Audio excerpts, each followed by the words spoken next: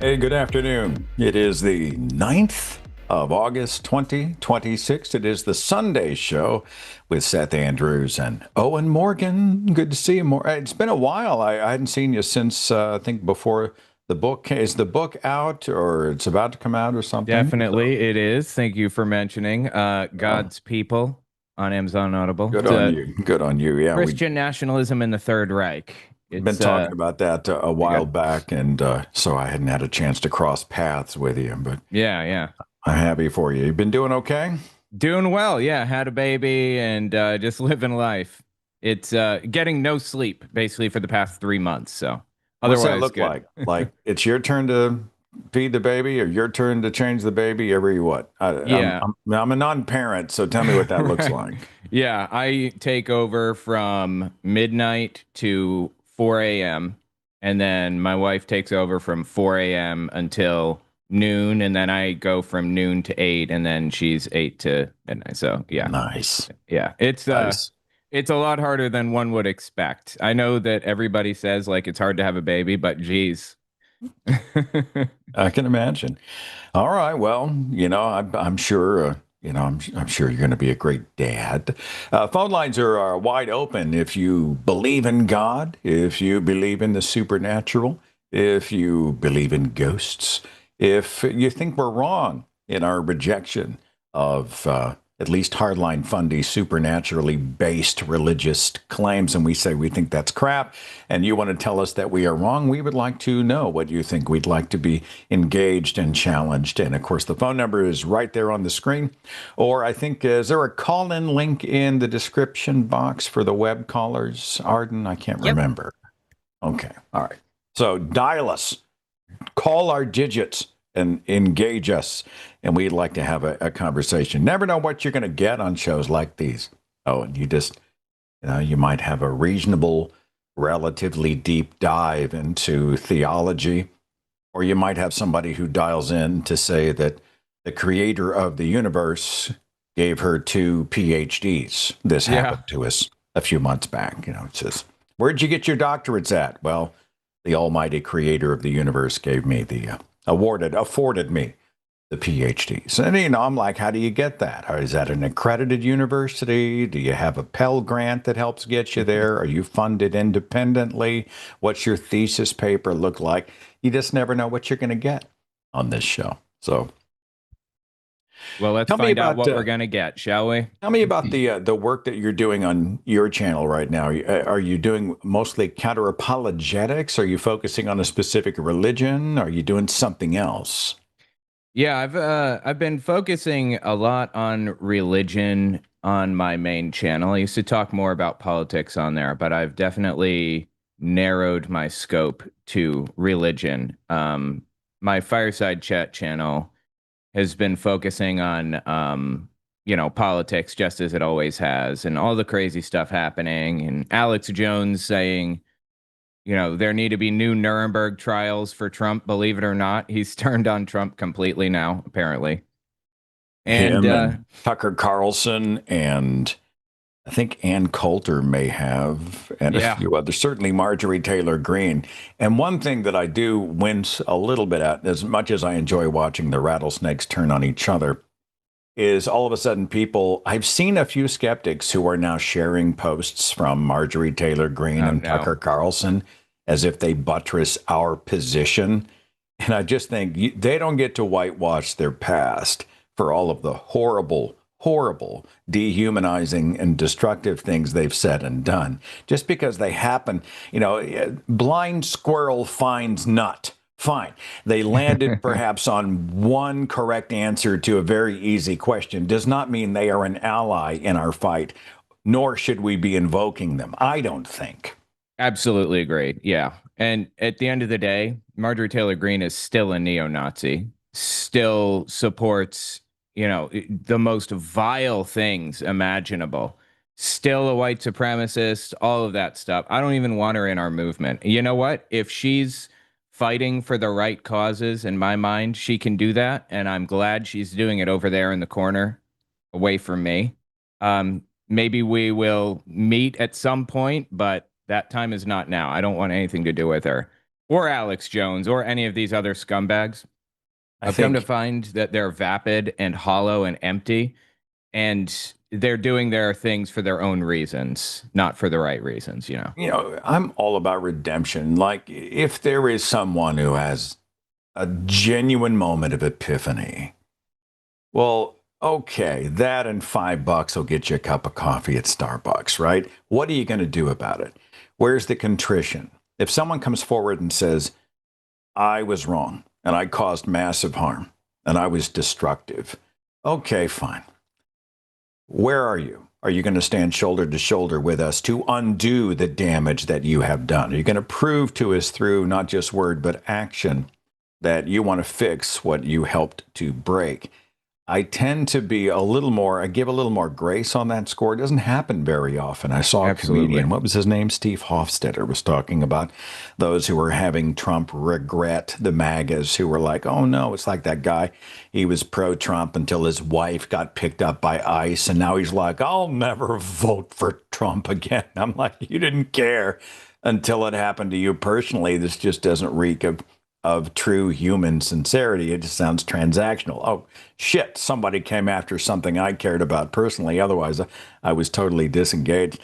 But I think Steve said something along the lines of, all right, if you come forward and say you regret and you're sorry, fine, that doesn't impress me.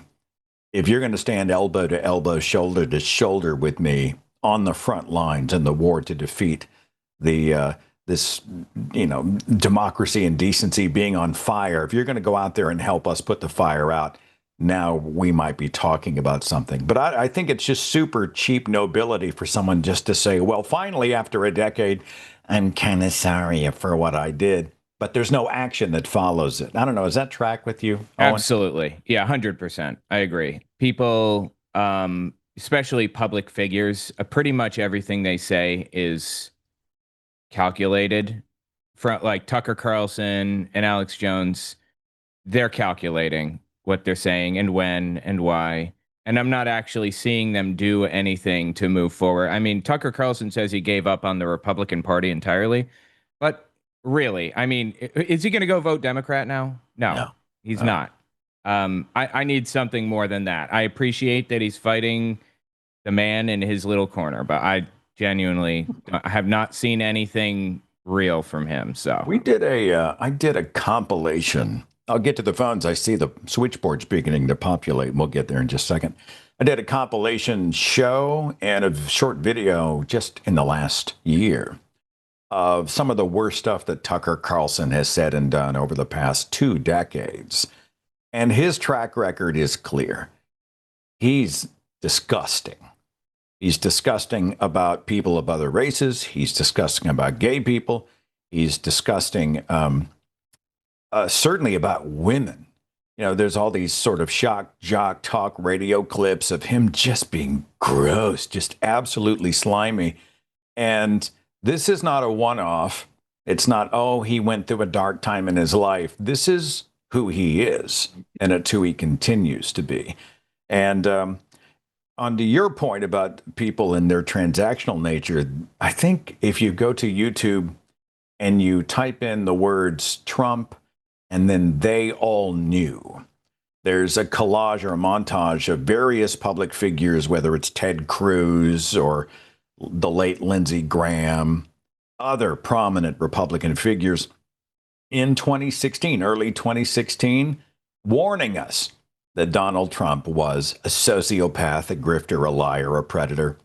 And only after he got the nomination and they realized he was the horse, that could then, win the race for them? Did they completely flip and say, oh, I was so wrong? We've all been misguided in our lives. But they juxtapose the old against the new, and you see the rampant, blatant hypocrisy. Just type in Trump, and then they all knew. It'll blow your mind. Blow your mind. Absolutely. And also, something else I covered recently on my channel and discovered is that Trump is an actual eugenicist. Did you know that? I wouldn't be He surprised. he talks about this old thing called racehorse theory, which is a term from like when he was like a teenager or in his 20s, when eugenics was viewed very negatively because of World War II. The eugenicists of the time started calling it racehorse theory. Hmm. And it's not like one mention of racehorse theory. He's said it like 16 times from stage. And he just said it again about Lindsey Graham, racehorse theory. It's like, it's bizarre to hear him talk about this so openly, so blatantly. Good genes, you know? Yeah. Very Well, strange. I think he also has, for lack of a, I mean, kind of a social Darwinism going on. Like he believes the strong should crush the weak. That's why whenever he Mm, criticizes someone, it's almost, he very often will say, you're weak. That's weak. You're weak. You're weak. yeah. And he has this very shallow, tissue thin, schoolyard, one dimensional um, idea of what true strength really is, the chest thumping and the bloviating and the lifts and the shoes, right? He's going to Yes. go out and be bigger, the handshake and all the tough talk. This is a very shallow idea of what masculinity and strength and all those things are supposed to be. And he genuinely believes that the elite should rule the commoners, that the strong should dominate and crush and own the weak. And he makes no bones about it.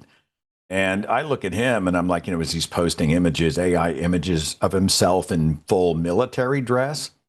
And I'm like, this Silver Spoon Trust Fund, baby, is a 5-time draft dodger. He's lived his whole life absolutely coddled and bailed out. He has no idea what the rest of us are going through. And while he's gold gilding all these statues, the rest of the country's like, how do I pay for my insulin? How do I buy my groceries? What am I going to do about gassing up my car and paying my mortgage? He doesn't relate to any of that. And because we're not billionaires, well, hey, it's adapt or die. And if we die, it's somehow, I guess, a net positive for the people who deserve to survive and thrive. I don't know. That's just Absolutely. It's take. vile and disturbing. He's like a weak man's idea of what a strong man looks like, they say, right? Yeah. That's really apt. I can't get over it. I can't get over the cheap gaudiness. Yeah. Like when they show the before and after of the Oval Office, he thinks that's sharp. Like he thinks this looks like luxury. And I just think this looks like the television studio of a bad televangelist. Like this is straight up Paul and Jan Crouch. Just cheap ass looking gold shit stapled to the wall. And then you just want more and more of it. And it's just like the more expensive he tries to make it look, the more gaudy and cheap and awful he makes it. It's just bizarre. So, Yeah, he got a lot of it from Home Depot, I understand as well. It's not like top tier, craftsman, some artisan from the Alps or something carved this out of stone. It's literally just Home Depot stuff, which is awesome. fine, but like don't portray it as some kind of a special thing. Anyway. All right, I see a few people queued up to have a chit chat. Let us begin. I'm going to start with James, who was calling, looks like out of Connecticut. James, are you with us? I am. How you guys living today? Well, semi conscious and ready for a great conversation. You are live and global with Owen Morgan and myself. What's on your mind? So I was looking at either of two of the prompts that are up there: the "Is God real?" or "The God of the Bible is awful." If either the two of you or the two of you collectively have a preference between the two of those, we can dive in there. It's y'all's show, but I'm open to either of them. All right. Owen, do you have a preference? I don't have a Like, preference. obviously, you must take issue with both if you want to Yeah. debate either, right? Right. And what are the Yeah, prompts correct. Yeah. again? One more time? So one was the God of the Bible is awful as a claim, and then the other was, is God real, as a question. Okay. It's compelling enough. We can do both. Just start me with, is God real? Yeah.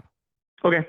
So I will, the claim that I am comfortable making attached to that question is that there is evidence that supports the existence of a creator of our universe, and that evidence is threefold. There's cosmological, teleological, and moral evidence pointing towards, again, the existence of a creator of our universe, which is the only claim that I am comfortable making at this point in that line of the conversation.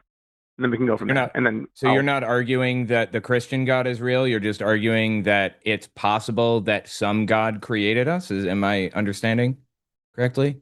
Well, I think that the larger concept of whether or not the Christian God is real is something that you get to via a breadcrumb trail of evidence, starting with the very basic premise that there's a creator of the universe. Well, why did you say that the larger macro argument about a creator God is the only one you're comfortable making at this time?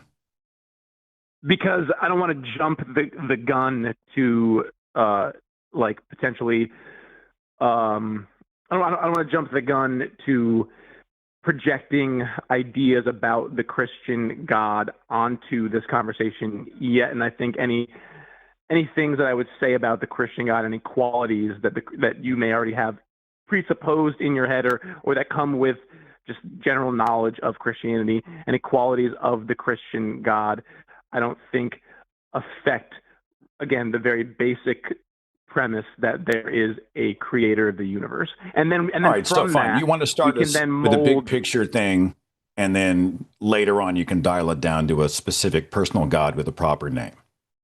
So, correct, yes. What's the cosmological argument for a creator God? Yeah, so cosmologically, again, just on the very basic level, our universe is material, and our universe exists. Obviously, we exist within our universe. We can observe that we exist.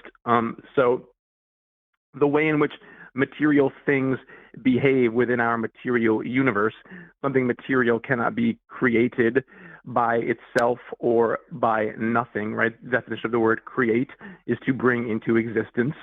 So if something material exists, it had to have been brought into existence. For example, if I see a painting, right, I know that there had to have been a painter that painted that painting. If I see a building, I know there had to have been a singular builder or a team of builders who built that building in order to bring it into existence. So it would therefore stand to reason that if this is the way that material things behave within our universe, which itself is material, you can also apply that to the universe itself. Our universe is material. Hey, let me ask you something. And it exists. And therefore it had to have been brought into existence. Have you ever seen a being create an atom before out of nothing? What do you mean by that specifically? Have you, what do you mean by sat being, in front of somebody or anything? Have you ever watched a being? Do you have evidence that a being, a conscious mind, is capable of creating a molecule with their own two hands and no equipment? Is there evidence of that? Can you prove that that has ever happened? Do you have any evidence that it's possible?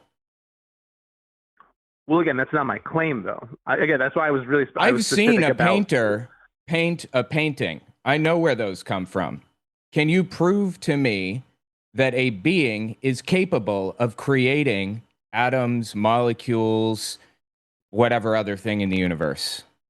Because I've never seen those things created before, and I think it's ridiculous to claim that they are created when we've never seen their origin.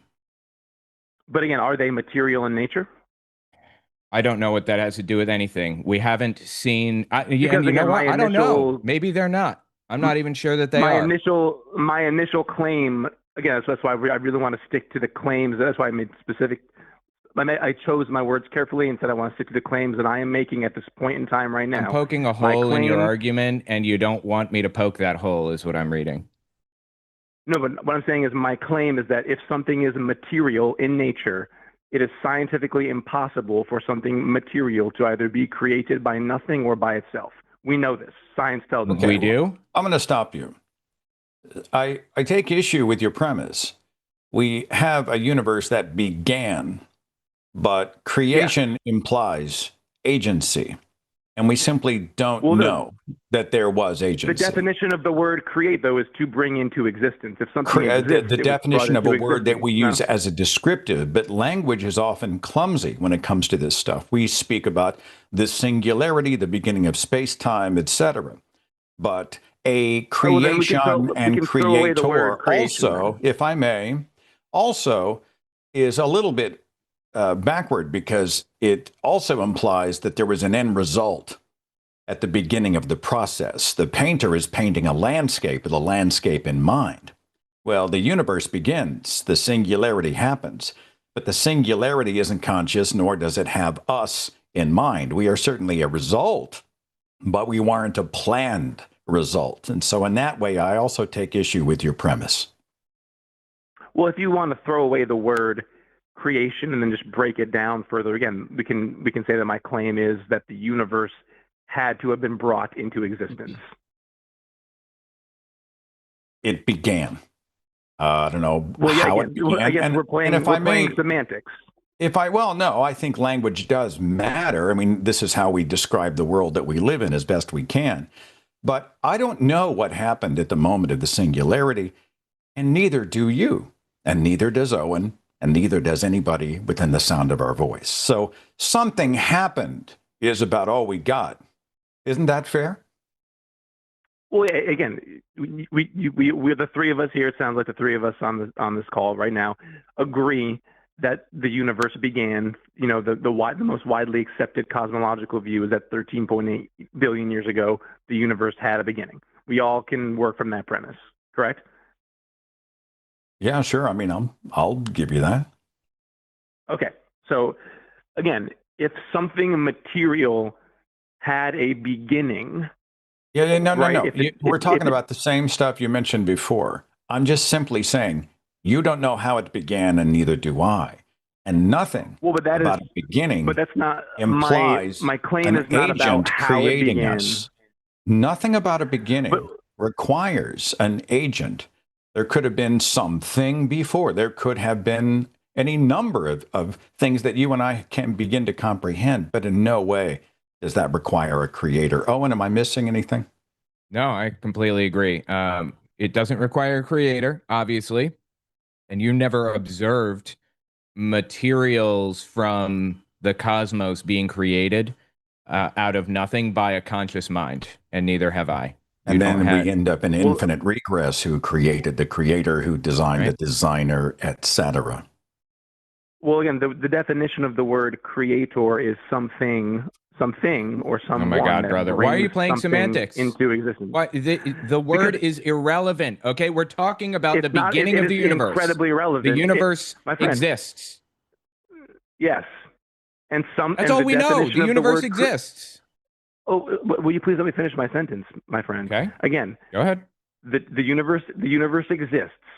Therefore, we can logically deduce that it had to have been brought into existence. No. We can logically deduce that it exists. We don't know. All we know is that is that it. Well, you know, we can't even know that it began at any point. We know now that it began. He just conceded. Well, yes, we know that it began. No. I say the universe has a beginning, but I also spoke about the clumsiness of language. I had a conversation recently about the singularity, the Big Bang, with NASA astrophysicist Dr. Dan Batcheldor. We were talking about how we struggle with ways to try to wrap our heads around, the beginning of space-time. And, do you call it an explosion? Well, it wasn't actually an explosion. It was something else, but it's so monumentally complicated. But I don't think we get caught up there. I think it happened, but you don't know who or what happened, and neither do I. That certainly doesn't require a creator God. But that's my claim. Like I said, that's why I said at the very beginning, I laid out exactly what my claim was. My claim right now is not about who or what did it, just that there was a who or what. Because the definition of the word creator is something or someone that brings something into existence.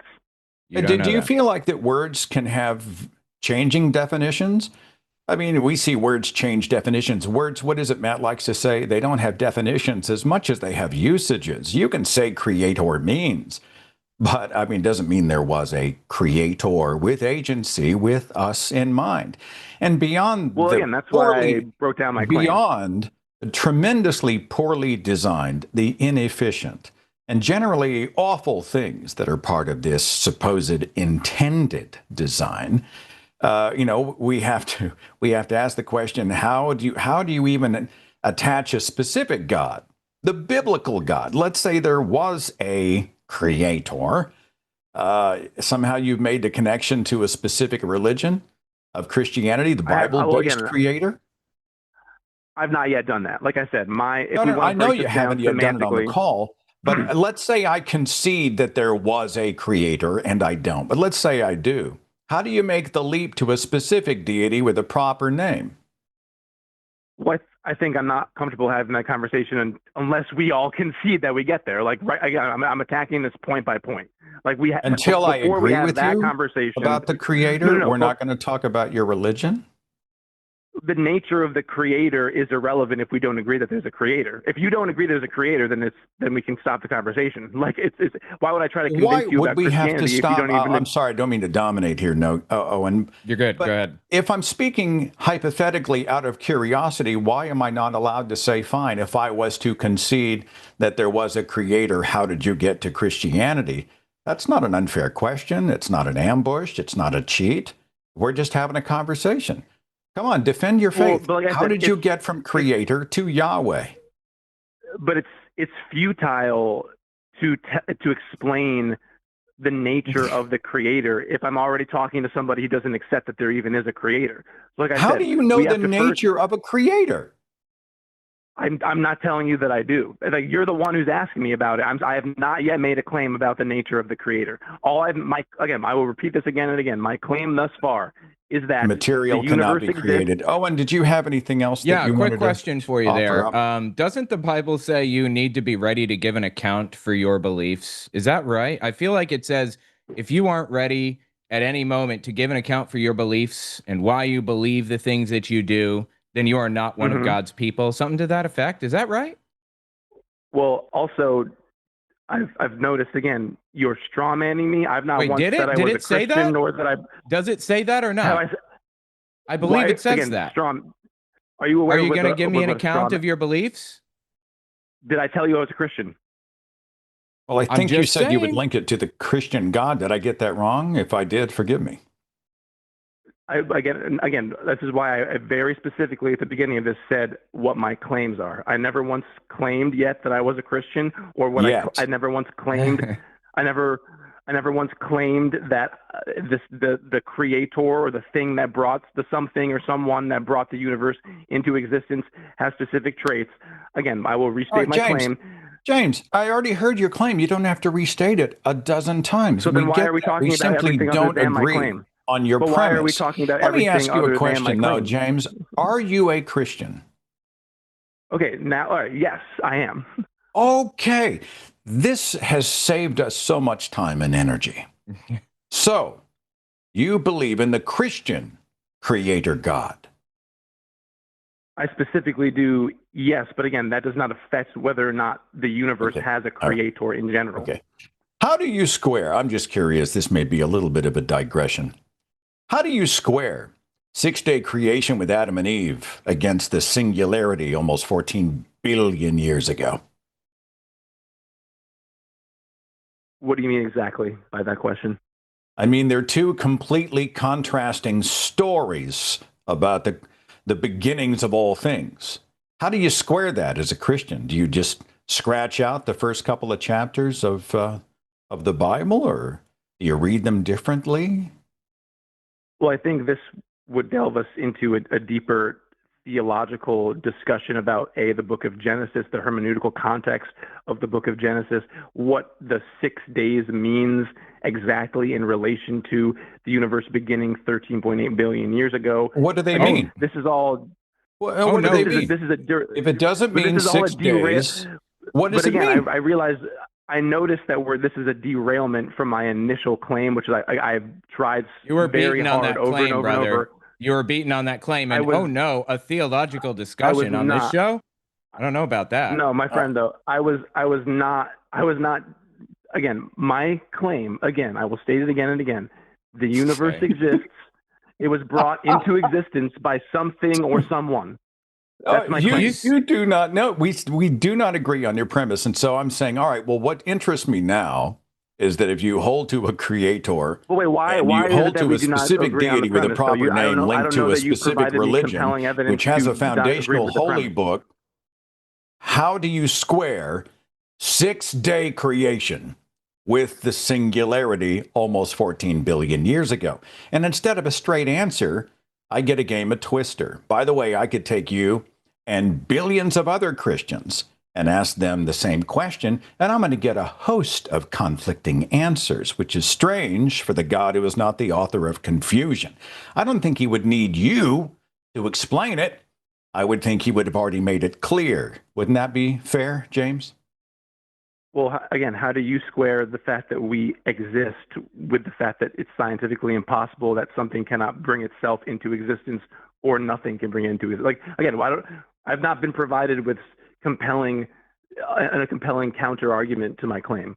I don't know how the universe began, but it doesn't require. But that's the whole point. You don't need you're missing my whole claim, though. My claim is not. My claim was not that I know who or they what are related. Brought the universe into they existence. are linked claims. My claim was you that cannot it is. Separate. My claim was that it was. You cannot separate the implication of agency from your claim. It is baked into it. Owen, am I getting that wrong? Am I missing something? I can't help but notice you mentioned that we didn't give you a counter argument. We don't have to give you one because we're rejecting your premise. Do you understand? Is your premise then that the universe is eternal? No, that's the alternative. We're not making a positive claim. You are making the positive claim. We are rejecting the positive claim.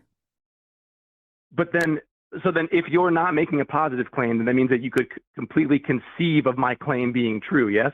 If you're not taking a stance one way or another? No, I'm rejecting that logically means premise. It's conceivable. But if you're well, not taking is it conceivable that the universe was conjured by a giant purple space octopus who keeps the universe in a snow globe on the mantle of its fireplace? I mean, disprove that. Yes, we could play this game that all would day, be the man. creator, though. But my point is that if that's true, that would be the creator. My claim is that something or someone brought our universe that exists and is material into existence. That is my claim. Okay, you made a claim. I mean, you get a cookie. And but my point is, if you're rejecting that, then you would have to either say that, no, the universe is eternal, and if you're not claiming that the universe is eternal, we don't have to make a claim. You're telling us we have to make a claim, a counterclaim. You're telling us we have to make a positive counterclaim to reject your premise. No, we don't. I can simply say I reject your premise. I don't have any reason to believe. But then that logically means that you think.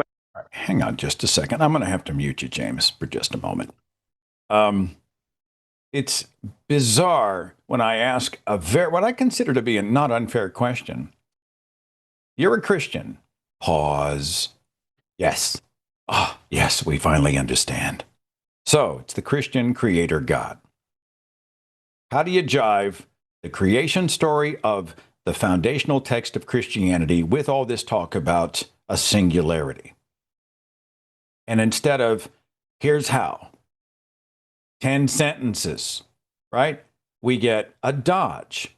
So my question to you is, Owen, how long do we continue to, get dizzy in this swirling eddy?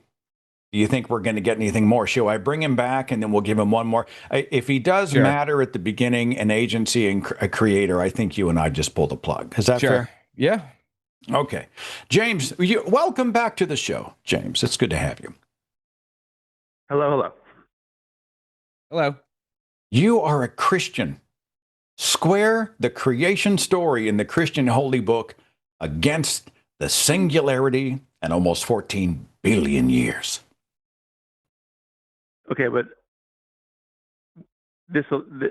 previously you said that language is clunky. So with working from that precedent, will you accept anything I say? Like, oh, we're going to have to get into semantics and the breaking down of language Why in is order it to fully understand semantics this. to ask if one story agrees with another? If one chain of evidence agrees with one mythological tale? That's not semantics. Because I'm not tap well, we dancing. have to This agree is on terms, rudimentary. no? This is Christianity But do we not? 101.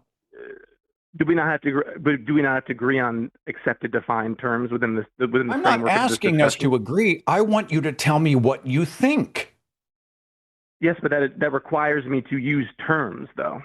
Then use the I'm terms, out. please. I'm out. Okay. Literally getting nowhere. James, man, I hope that the religion doesn't ever need you on the front lines, because you are in for a very long day and life is short.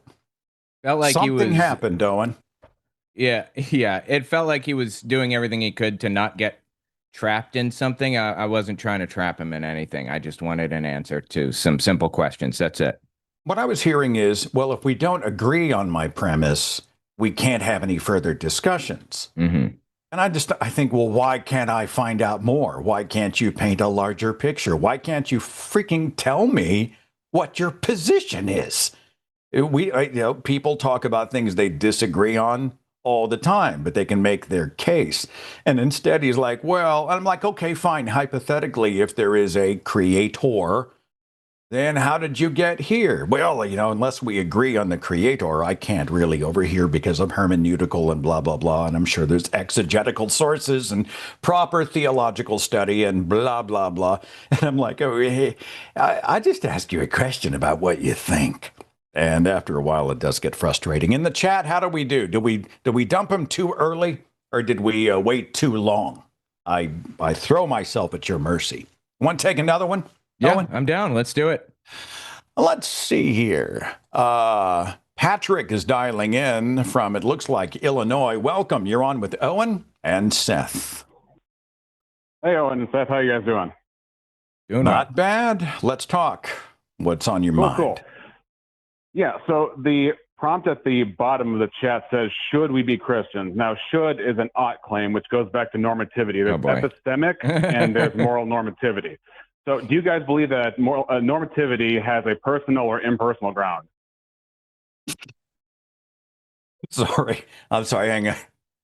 Normativity has a personal or impersonal grounds? You're going to have to explain what you mean by that question. Let's start with normativity. So when you say should, what is the basis of that should? I don't do shoulds and oughts on this show. I do not do shoulds and oughts. So when you're going to say you're going to have to do this, that's an epistemic ought. So you say you have to do this, that's an epistemic ought. I do not trip on should and ought. There are conversations to be had about which behaviors are most appropriate, meritorious, which opinions, blah, blah, blah. But should and ought are, honestly, they're trapdoor words that apologists like to use. What I want to know is there a God, and how do you know? Which is an epistemic ought question in the first place. To even ask that question, you have to have correct thinking as a category, appropriateness as a category, eliminativism as some sort of thing to take away any other prior preconceptions. So you have to figure out what. I'm not sure what you're trying to. Is not normative. Okay, let me ask you something. Yeah. There's an audience of ultimately tens of thousands, hundreds of thousands, millions, maybe, depending on how well the video does or whatever. What are you trying to prove to the average listener? What point are you trying to get across that you think that the average individual is going to understand and be able to grapple with? What's the point of your argument here? Can you make it something that the average viewer could understand so that we're not arguing over, ridiculous nonsense? Okay.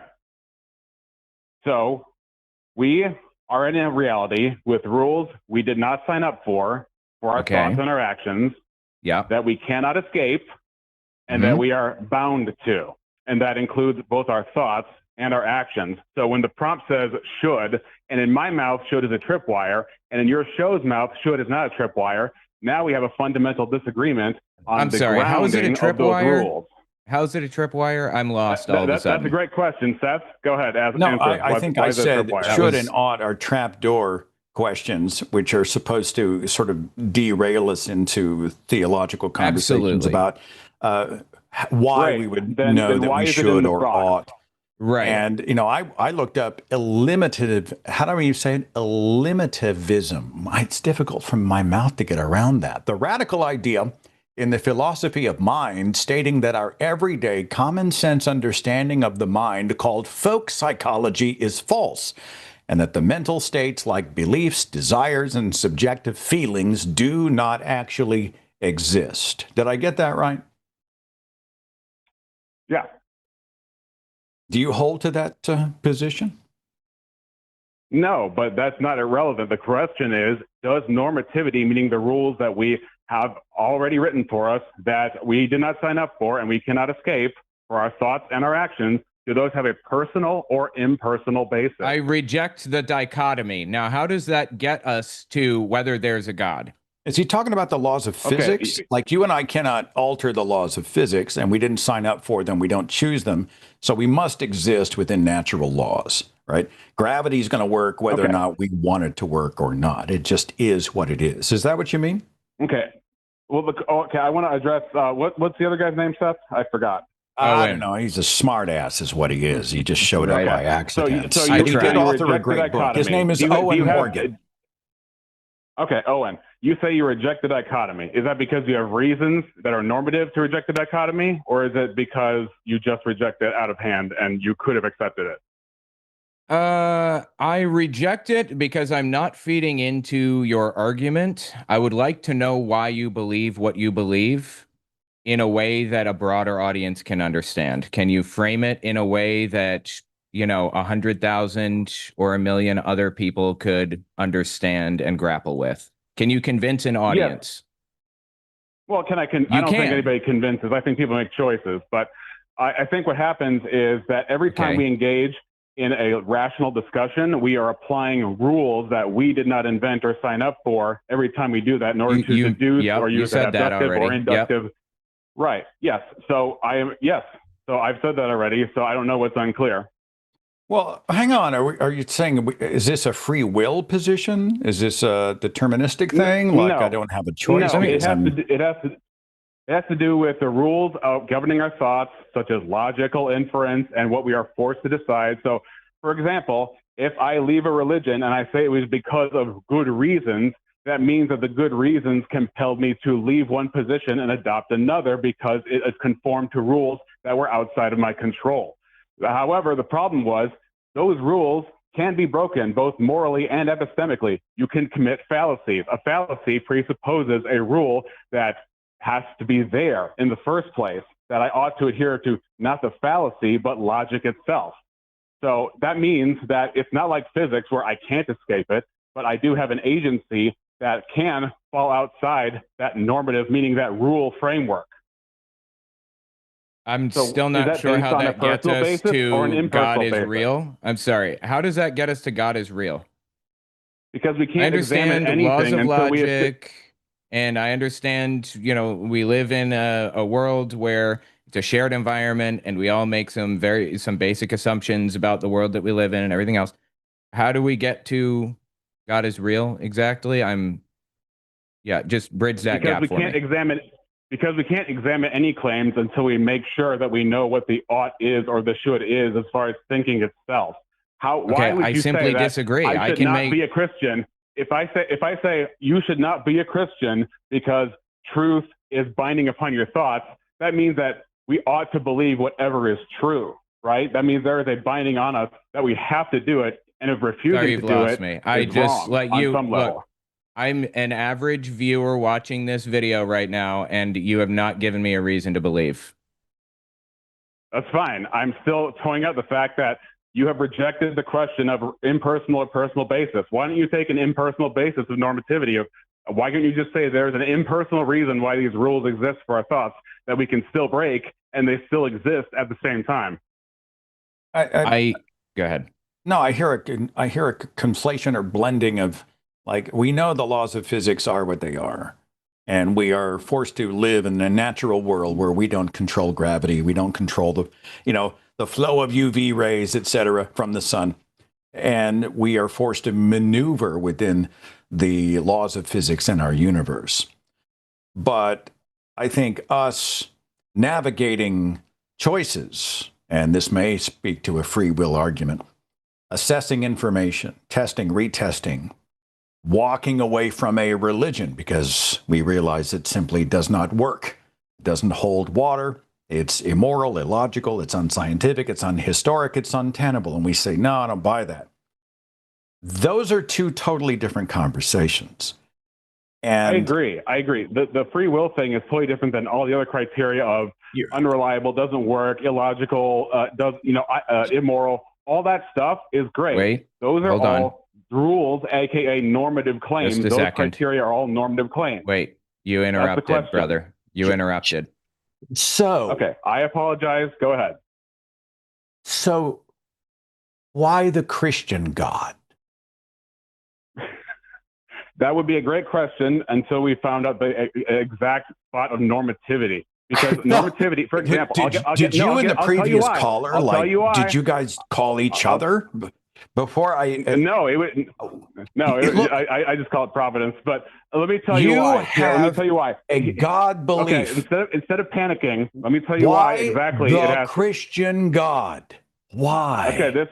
Okay. This episode just highlights that that's your only move when you have no answers. Then, because I'll tell you why. I'll ask you why you're a Christian. I will give you an answer. Okay, and that's the last answer I'm going to give you in this Phil Bro garbage, and then you're going to work with us.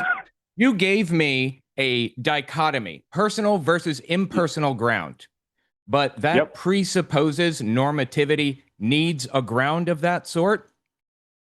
Math and logic are normative-ish, okay? It doesn't apply in that way. That's why I reject the dichotomy. There you go. There's your answer. Now, why do you accept the Christian God over any other? Hold up a second. I answered your question. Are you going to answer my question now? I answered your question honestly in the format that you expected with an answer that you would have expected. Now give me an answer to my question. Let's say we agree with whatever premise you're making. I don't know what normative is. Let's say whatever normative and whatever. Let's say we agreed with that. All right, well, okay. Take me on the next. Let's take the next paver forward. Step me toward the Christian God. Make your case there. Okay, so, but if I step you with a Christian God, do I use a Christian normative framework to evaluate my assessment? Dude, really? Or would that be circular reasoning? Kidding me? Are you kidding me? No, here's the problem. If here's what's going to happen. I'll go forward and I'll give you my evidences per my worldview, and then you will drop the I'll grant it and then go back to a secular worldview to then evaluate those influences, which you haven't grounded because you said they're normative-ish, which is a very unsatisfying, you are a painful human term. being to talk to. Do you know that? I mean, essentially, what we're eventually going to get to the religion where we talk about a creation tale with two cosmically conjured garden nudists who talk to reptiles and a speaking donkey and 900-year-old humans and flying chariots of fire and seven-headed dragons and all that stuff. But to get there, we have to talk about normative things. Is that what I'm hearing? Those criteria you listed would be great if we had normative standards that we knew where they come from, which would characterize which direction those normative standards would point you to. The normative standards are, it's not normative in the way that you're implying. It's normative-ish. It's kind of normative. You're implying there's a being behind it. There's a God that's pulling strings and doing things intentionally, and we have no reason to believe that. Here's the problem with your reply. To say normative-ish would require an authority to bind you to the conclusion that they're normative-ish. Are you a Christian? Yep. Okay, why? Why not Islam? That would be a great... Tell me, why not Islam? No, I think Owen's asking a perfect... Look, if God wants to be perfectly understood to the least of these, to somebody who isn't wading in these supposedly deep waters of philosophy and theology, who doesn't have all of the layered nuances that you allegedly bring to the table? How would God be able to communicate the very basics of a salvation message without all of this bullshit that we're having to navigate? If God the entire wanted question, go ahead. Sorry, keep going. No, go ahead. I mean, I want to know if why can't the least of these, and I might be among them, why can't we understand what the hell you're talking about? Okay, all these moral pleas would make sense if you had a characterized moral framework grounded in something. To say you don't need it grounded is to say you don't need normative direction in the first place. I'm done, Owen. Are you good? Yeah, I'm done. All right, have a wonderful day. Wow, that's 2 in a row. Like, did we lose a bet? What happened? I want to know. It's like the people who say, and this is a cousin to the conversation that we just had. It just popped into my mind. It's not a direct example, but people will say the wild complexity of all that's around us, blah, blah, blah, #design. And you and I know that any engineer realizes that the most amazing design, the most effective design is the one that is most efficient, right? It is distilled down to its simplest parts with the fewest amounts of waste. And I feel that about argument. I think a benevolent, an omni-God, omnipotent, omniscient, omnibenevolent God would be able to say, here's where I came from, here's where you came from, here's what I want. Here's what the hell is going on. And to do so without all the Philbro, like, I don't even know what we just heard about normative stuff. I don't understand why basic questions get dismissed as either a diversion, a distraction, or irrelevant. I don't understand that. Very simple. Like, why do you believe in God? Why do you believe it's the Christian God? It's very straightforward. These people just don't know how to answer the question. So that's what it is. You know what? You don't have the framework. Is it a little bit like you don't have the Christian framework, so you can't properly have the conversation? Sounds a little bit, and I may be wrong, like you can't understand Jesus without the Holy Spirit to guide you. But you don't get the Holy Spirit until you accept Jesus. So how am I supposed to find Jesus? I don't understand at all exactly what that's about. Absolutely. How do I get saved to get the Spirit to help me get saved? It's bizarre. It's bizarre. I do see on the switchboard, John, and the phone line's wide open if you would like to engage with some conversation that isn't like the ones we just had. Bro garbage. We would love to talk to you. Call us. Have your people call our people. Owen, what religion did you come out of? I was a Jehovah's Witness. Yeah, I was a Christian ultimately. If someone had said, prove your God, would you have been able to engage in a more direct way? How would you have proceeded in the face of that question? You know, I've never thought about that. I was a Jehovah's Witness before 18 years old. I left when I was 18. So I don't know that I put a lot of thought into it, but I'll tell you what I probably would have said without having put much effort or thought into it. I would have probably gone with the old fine-tuning argument and the watchmakers argument. That's probably what I would have gone with. Now I see why those are, you know, not good reasons to accept a God, certainly not the Christian God. But yeah, what about you? What would you have gone with? For us, we started with the answer and then asked the question. So for us, it was always just a foregone conclusion. Well, of course there's a God, and that God is my God. And I was never asked to defend my positions, really. I would make claims. I would go out and say, Jesus did this, died on a cross, and he's coming again, and there is a heaven, there is a hell, and Noah built the ark and all those things. But I was never in a position or an environment where I was disagreed with overtly. And so it was always like I had this convenient thing where it was just true because it is. And then when I got out of the faith or was starting to deconstruct, I remember I started to engage experts, theologians. And I don't know about you, but the more I asked experts to explain stuff, the further away from the faith I found myself. It's like the Abraham Isaac story. So I'm like, is Abraham a hero of the Christian faith? Absolutely. Do you feel like we all need to have the faith and character of Abraham? Yes. If God told you, commanded you, as he did in the Bible to Abraham, to take your child up to an altar and drive a knife into his chest until he's dead, would you do it? And for many, it's the first time they've ever been challenged in that way. You can see them shudder and blink a little bit, like, and they short circuit just a little bit. And then, well, it was a different time. God would never do anything like that. The angel stayed the knife, and Abraham probably knew that, and they just find ways to not answer the question, which still stands. Would you be as obedient as the Bible hero Abraham if God told you to execute your kid? And I think, that's a useful tool in some conversations with Bible believers. It becomes both it becomes a question about the mythology, but it certainly becomes a question about the morality. I don't know. Absolutely. Yeah, I agree.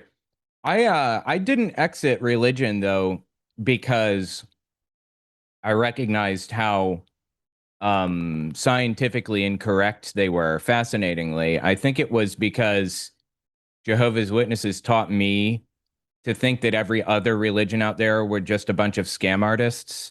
And when I realized they were scam artists too, I just naturally defaulted to, oh, this whole thing is all a scam, all of it. Is that like, what was it that got you out? Oh, there's 1,000 things. I found myself in the 90s starting to scratch out specific scriptures. A friend of mine came out as gay, my best friend. I had no idea. And I remember, we didn't speak for a year, and I was like, he's going to hell, and God's going to judge him, and, he's a sodomite and a pervert, and I did all those things. And then after a while, I was like, I sure miss that guy. He's the best guy in my life. And I reached back out and rebuilt that bridge, and he was kind enough to receive me back into his life. But I remember it's the first time that I started to write off a command in the Bible. Well, and you do that enough, and before you know it, you do what Thomas Jefferson did. You've taken a knife and you've sliced out a whole bunch of the Bible, and then you've kind of got a different book, kind of a custom-made book. And I don't know, there was a lot of that kind of stuff. But engaging apologists, and then the apologists can't even agree with each other on the basics: 6-day creation, or was it millions of years?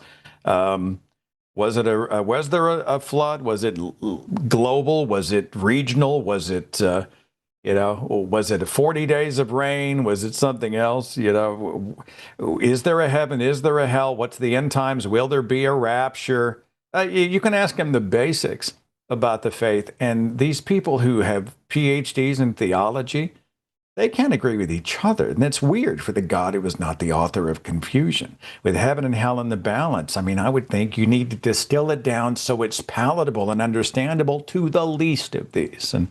And so the theologians did help to kind of drive me away, ironically. So it's fascinating. Let's talk to John, who is dialing in out of Florida. Welcome, John. Hi. Just a quick note, we got somebody else in the queue you might want to look at, too. What the hell? We can bring them in soon. Well, he's obviously a theist. Okay, yeah. Go ahead. Sorry, John. Yes. Go ahead. Can you hear me? Yes. Hello?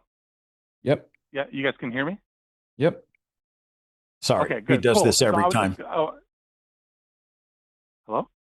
Go ahead. You're here with us. Go ahead, John. Oh, yeah, sorry, yes. I was going to say that the first two callers were trying to smuggle in basically to not force you, but they wanted you guys to accept God exists before they went into whatever spiel they were going to go into next. And that's the problem with a lot of theists.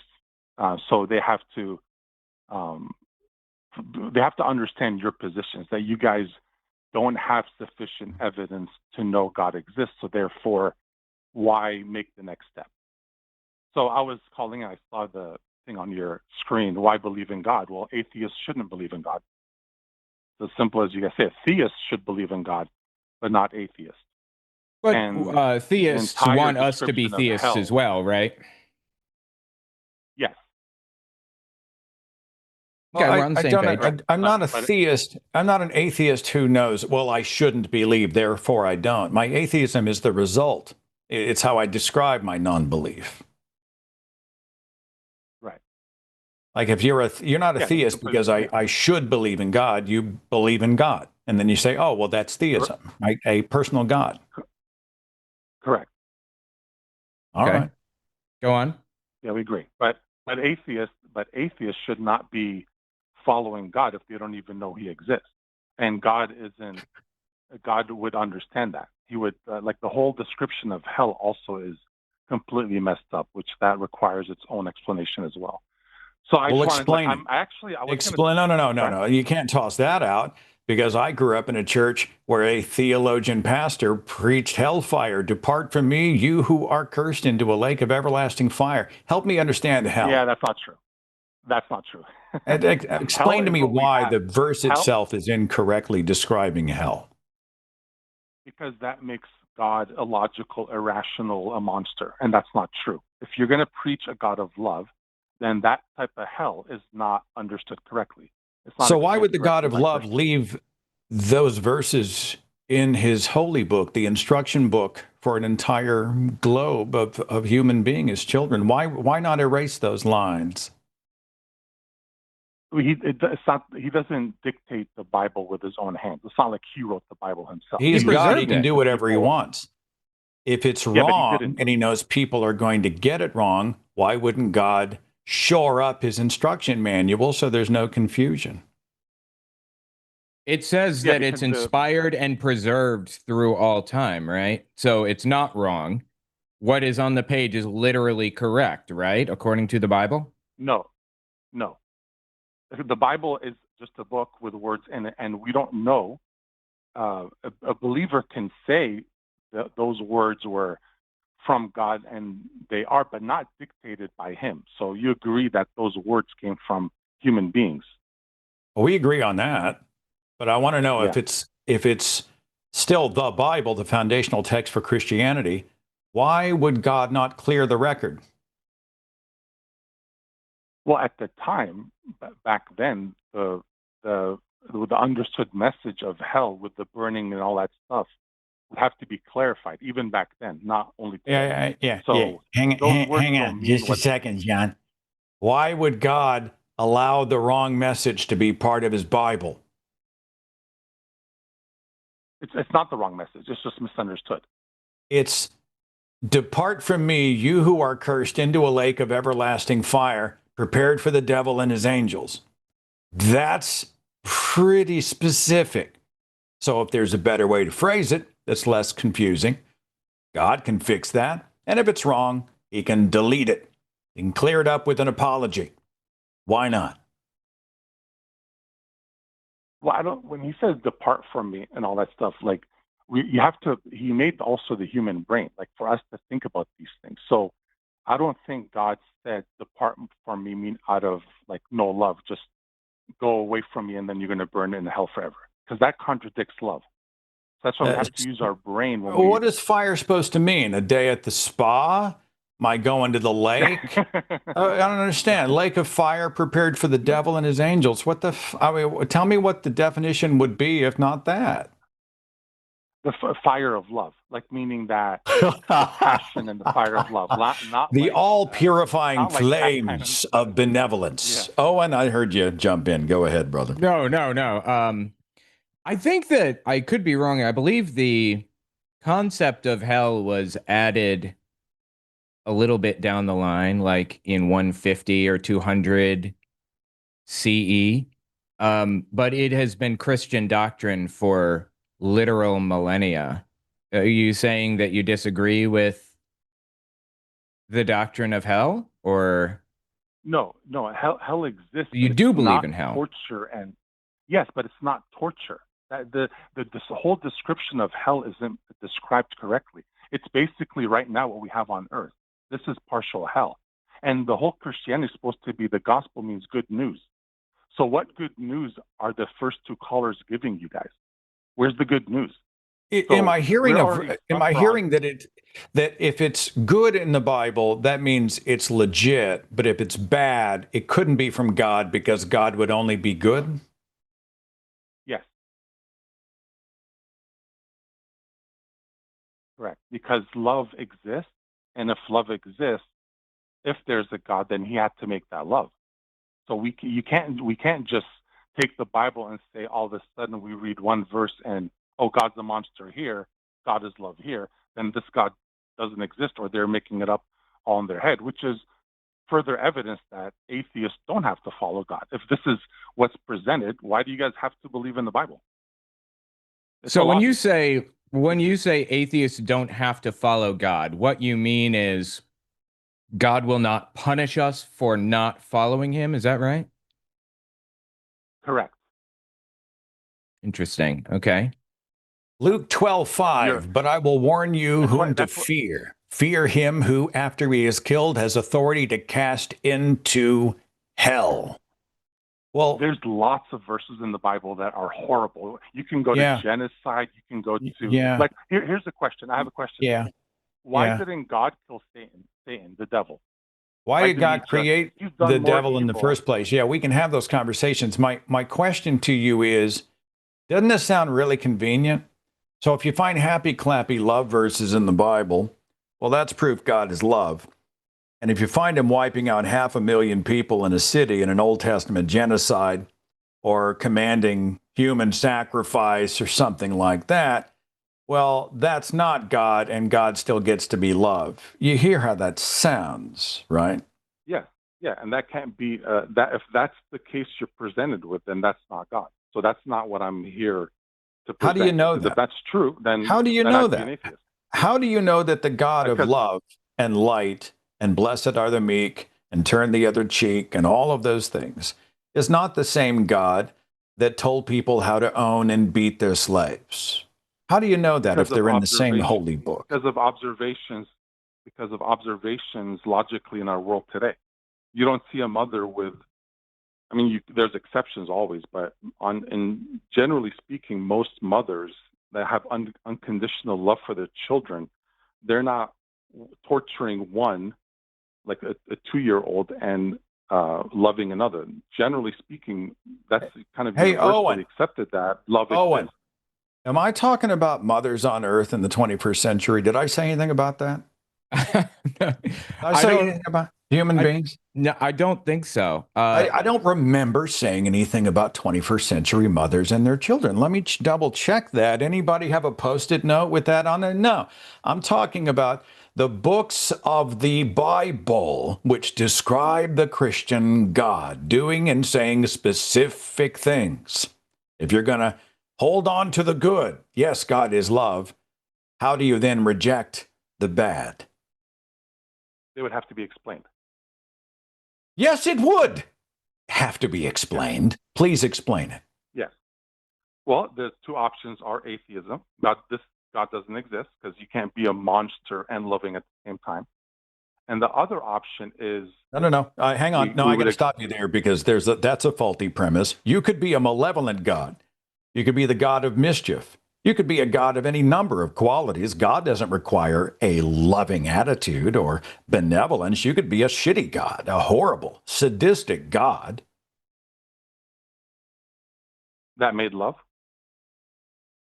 Doesn't make much sense. God makes love. The book of Isaiah said God creates evil, right?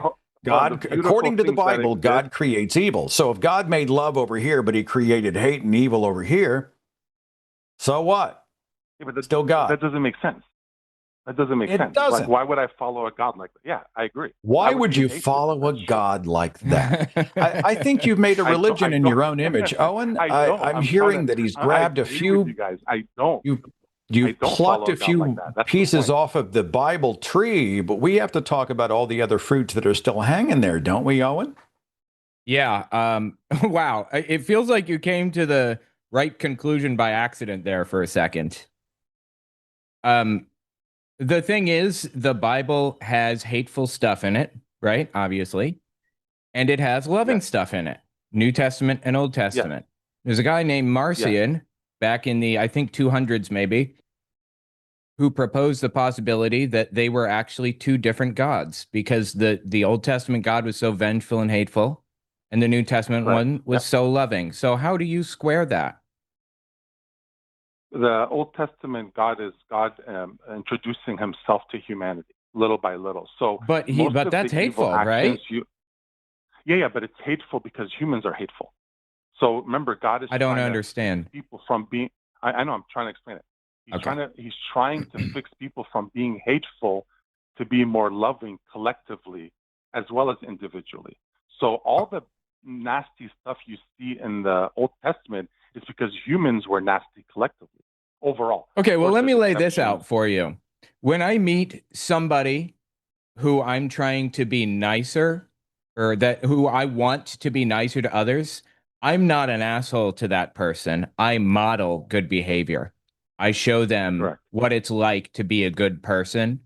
And I would maybe, if I were in God's place, I might even encourage people to write this down. Be like this, be nice, be loving, be caring, take care of each other and the people around you.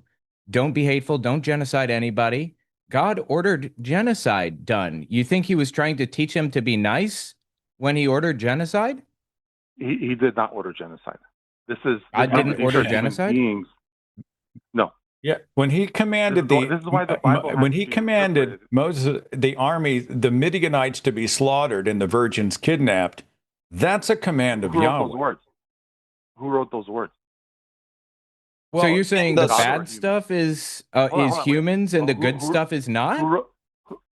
Who wrote those words down on paper or whatever they were writing on back then? We agree that the Bible was human written during a highly superstitious time, but the story is chronicling supposedly the Christian God. So you're grabbing some that you like and you're discarding a lot that you don't.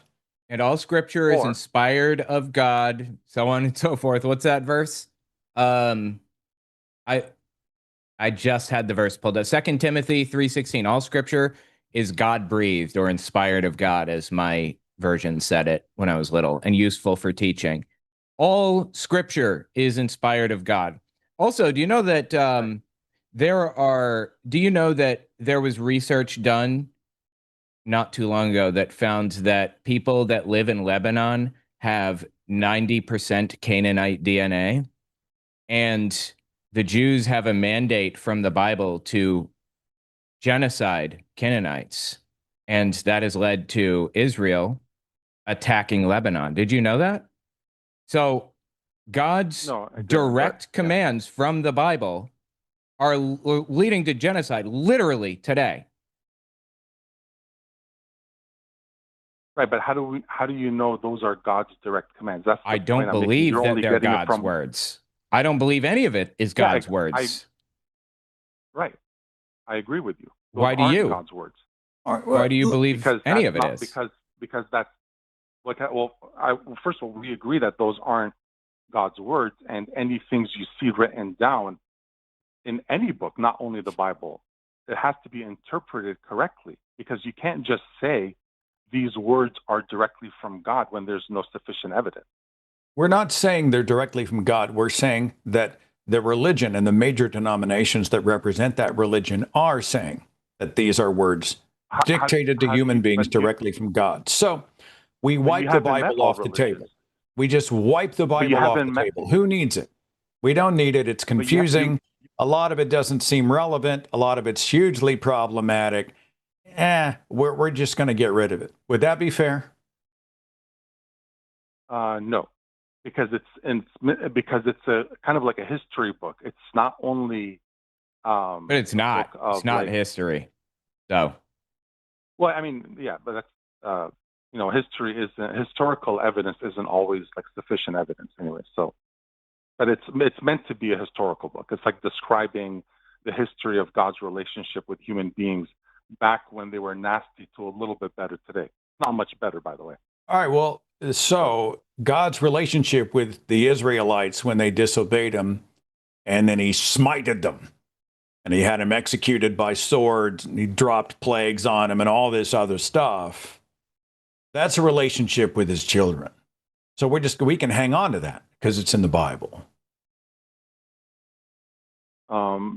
with the correct interpretation. It's not literally correct, because if it's not literally. So the command to slaughter the disobedient Israelites, that's a metaphor for something else.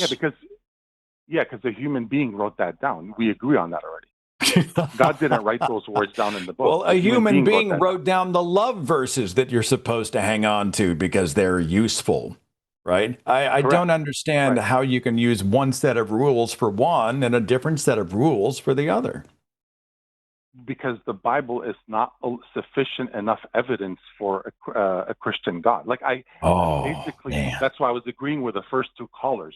You can't just give a book to an atheist and say, here, believe, or accept, or you know what I mean? It doesn't make sense. That's why. Why not? First two callers. What other method would there be? If God wanted to communicate the truth of himself to me, and he has a foundational text for the whole religion, what else would I need? What else would he be using? And this would have to be something that's accessible and understandable by every generation of every human being in the history of humankind. What would that be? Correct. It would be beginning with the question, how did those words get on the paper in the first place? So in other words, what made Abraham write those words down on a whatever he wrote it down on? And all the prophets and whoever wrote down all these words. It starts there. In other words, that process, if it existed back then, has to be universal, and it still exists today. There has to be a mode of communication that exists universally if God is real. There has to be a mode of communication that is universal if God is real. Is that what you just said? Yeah. I'm sorry. I feel like I want to be convinced by your position, interpretation, and you're just not getting me there. Yeah, but you don't have to be convinced. That's the thing. It's like there's a reason why God's invisible, and all those things need time and explanations. It's not going to happen over, a 20-minute phone call. I was just wait a minute. Yeah. Why do you think God's invisible? And if it requires an explanation, explain it to me. He is invisible because he is love, and he doesn't want to force any human into a choice that they don't want to make. So that's why he's invisible. Hang on, hold on. To get maximum freedom. Hold on. That's a free will argument, by the way. If God was to demonstrate himself with absolute clarity as an all-loving, an omnibenevolent, all-loving being, that would not have any effect on my free will to choose or not choose. In fact, I would make a better free will choice if I had the best possible information. So the more clear God is, the better free will choice I can make. So an invisible God to me sounds nonsensical, kind of sadistic. I disagree. I'd like to push back on that a bit. My claim was that it allows for maximum freedom. And this is sort of like if you're at a job or whatever, and you're doing task A, B, and C, and your boss is constantly visibly hovering over your every single task.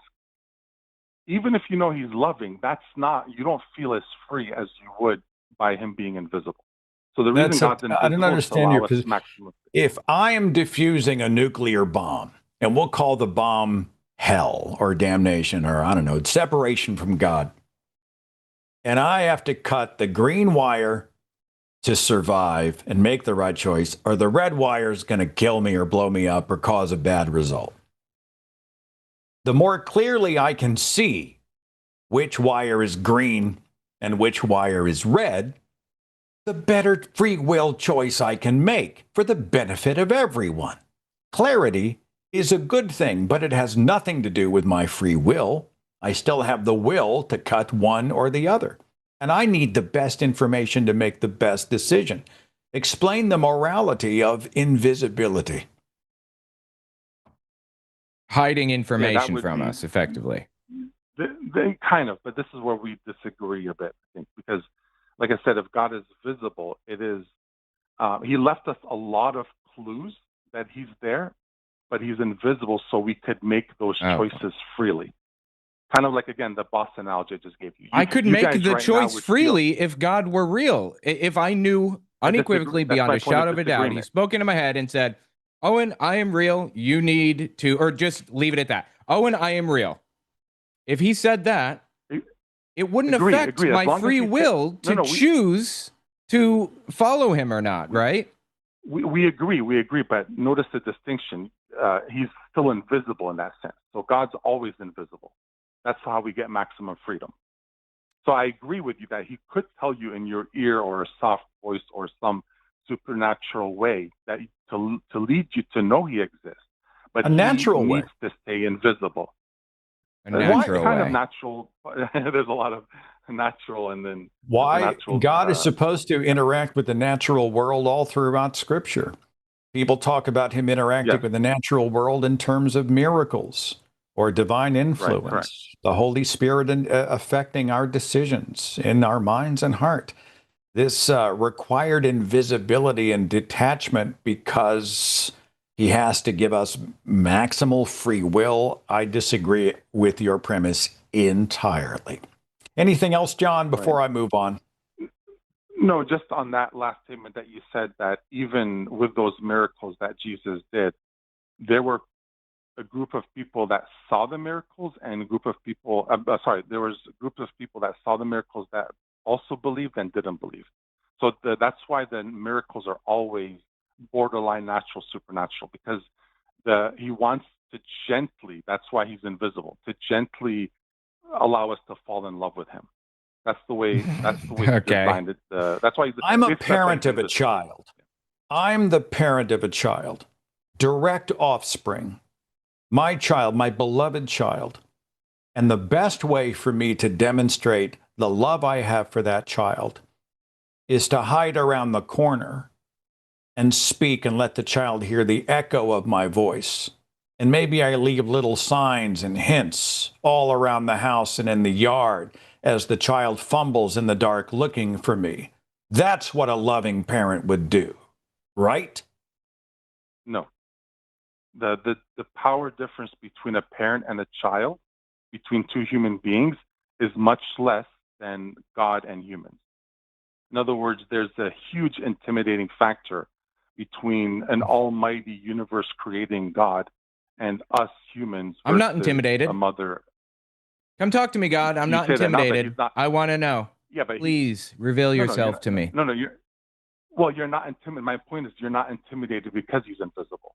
He's gently laying clues for you to slowly over time, because your lives aren't over right now. You never know. In 30 years, you guys might be both theists, or 50 years or whatever.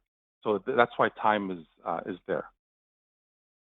Why wouldn't an omnibenevolent, actually let's call it omnipotent, a God who can do anything, would be able to manifest himself in a form that wouldn't overwhelm me, would absolutely demonstrate his truth, evidence of his existence, and he could do so in a way that wouldn't freak me out or overwhelm me? That God, an omni-God, could pull that off pretty easy. This is it, pulling it off. The scenario you have right now is that. He is presenting himself in a way that's not intimidating. I got nothing. He's failing because nobody believes in him. Two-thirds of the planet worships a different God or none at all. That's how effective God's hide and seek has been.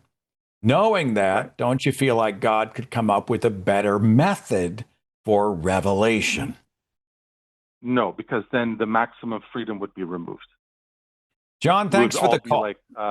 I hope you are doing well. I hope you're safe down there in Florida. Much appreciated. All right. We'll see you later. All righty.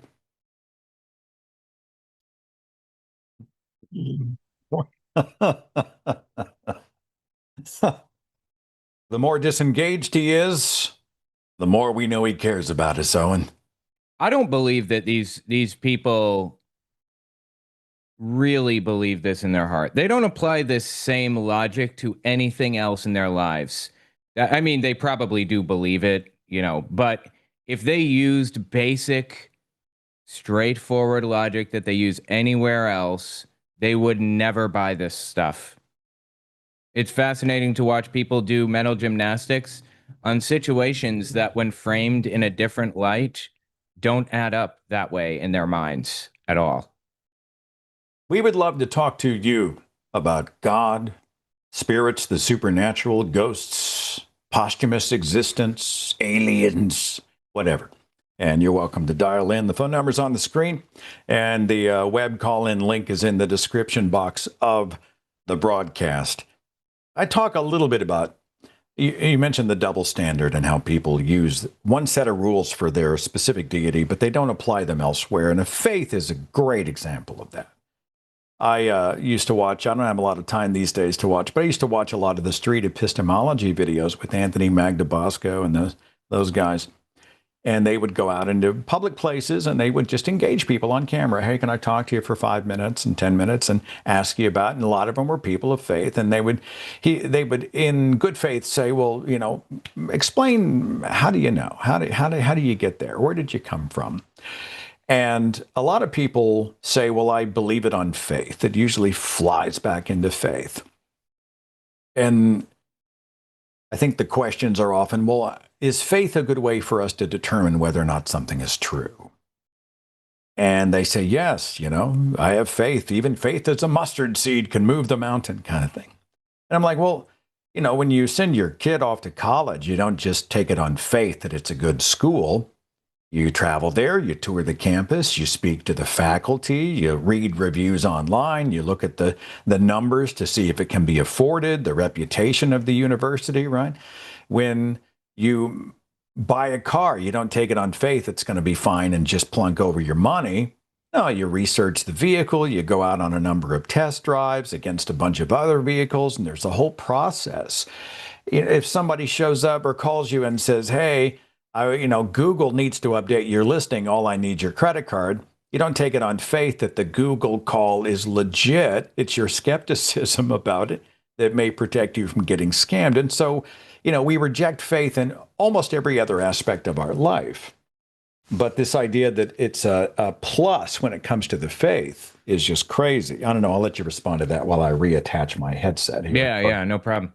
I absolutely agree. I just don't understand where the logic is coming from. I don't understand why they don't see it for what it is. I mean, I was there myself. I suppose I get, that Christianity is deeply programmed in, but I feel like when I took a genuine, real close look at my religious beliefs and my justifications for them, it was over. I mean, I was willing to accept that it was real. But the moment I took an adversarial look, it was over. And all of these people calling in are taking adversarial looks. I just don't understand. It's wild to me. I think this, well, if you're an atheist, you shouldn't believe the Bible. I feel like that's it's reversing the scenario. Like I studied the Bible. Finally, in my 30s, went back to Genesis 1:1 and just poured through the whole damn thing again, but not as a love letter. I read it like I would read any other book. And it was after an examination of the faith and the texts and the history of the religion and the counter-apologetics claims that I just realized, no, I don't buy this. And then I said it out loud. So it wasn't, well, you shouldn't believe the Bible because you're an atheist. Because, I think I'm an atheist, at least especially in regard to Christianity, because I read the Bible. It just seems backward to me. Owen, backward. Absolutely. So it was your, I'll get to you in just a second, Devin. Was your apostasy like a snap of a finger? I mean, it was like, boom, I don't believe, or did it, because it took me over a year. Yeah, it was actually like the snap of a finger. I was standing in the kitchen talking to my brother-in-law, who was still a Jehovah's Witness, and I had been disfellowshipped for smoking cigarettes or whatever, whatever stupid thing. Anyway, I was standing in there, and he said, you know that the founder of the religion of Jehovah's Witnesses had a mansion built and deeded to old Bible characters?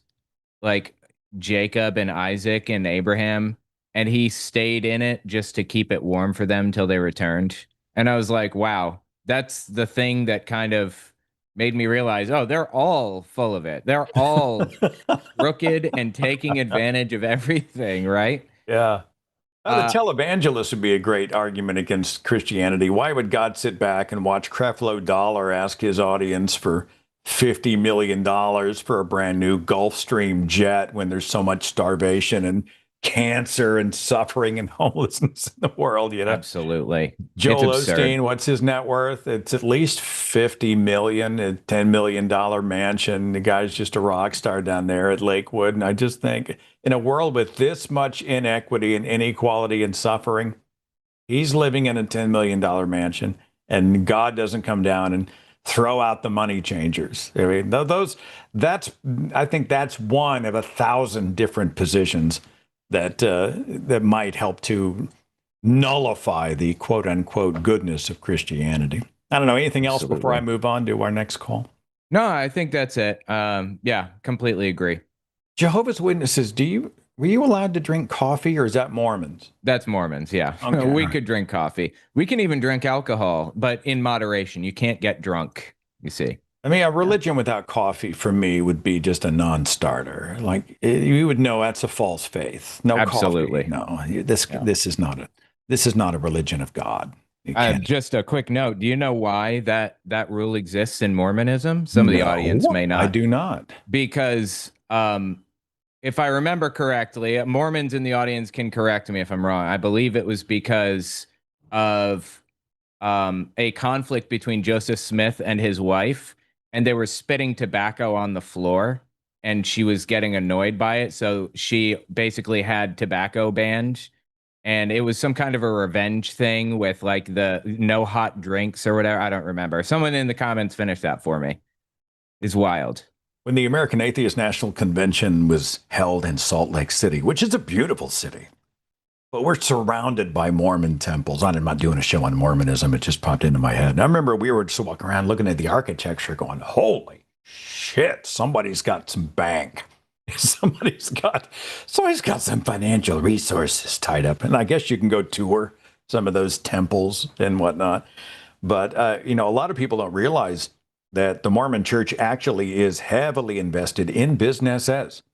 They run shopping malls and retailers and all these other businesses that just fan out from the mother church, and they make a ton of money, especially relative to the percentage of people that practice it. Davin, I hope I'm saying your name correctly. Is it Davin or Davin from Tennessee?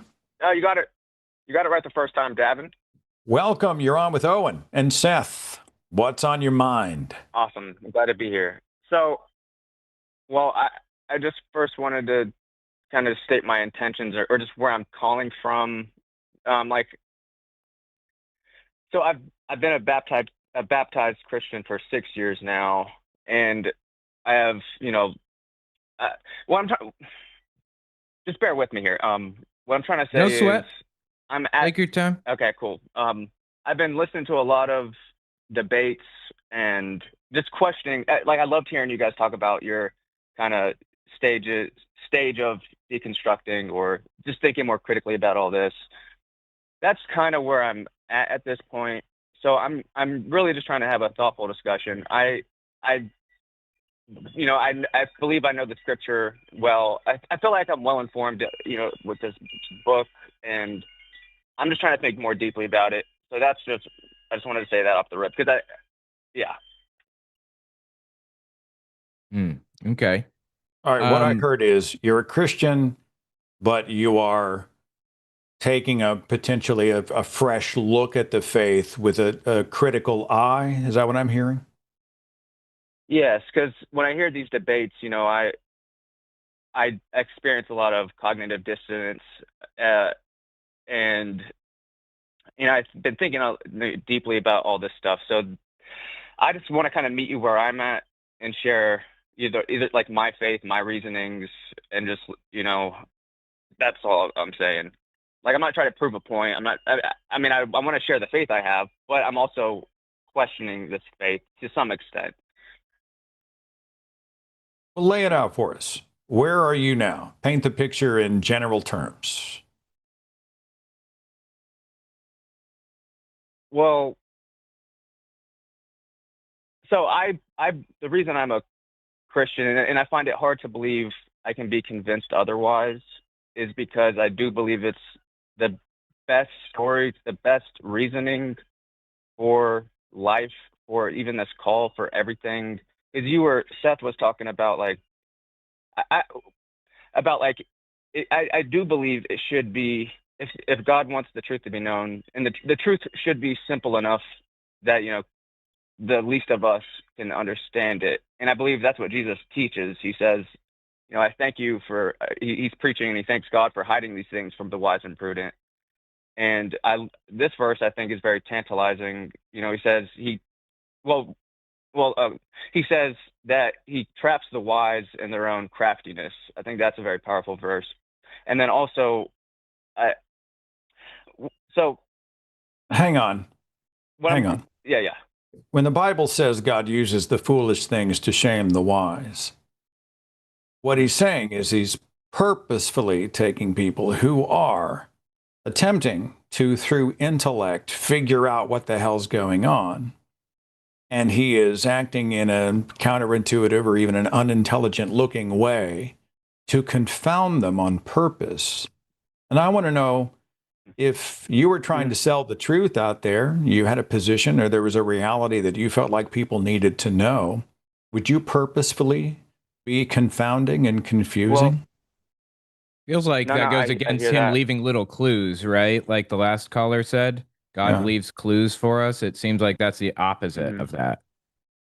Well, I think this is even in the Bible when his disciples are like, why do you speak to them in parables? Why do you hide these things?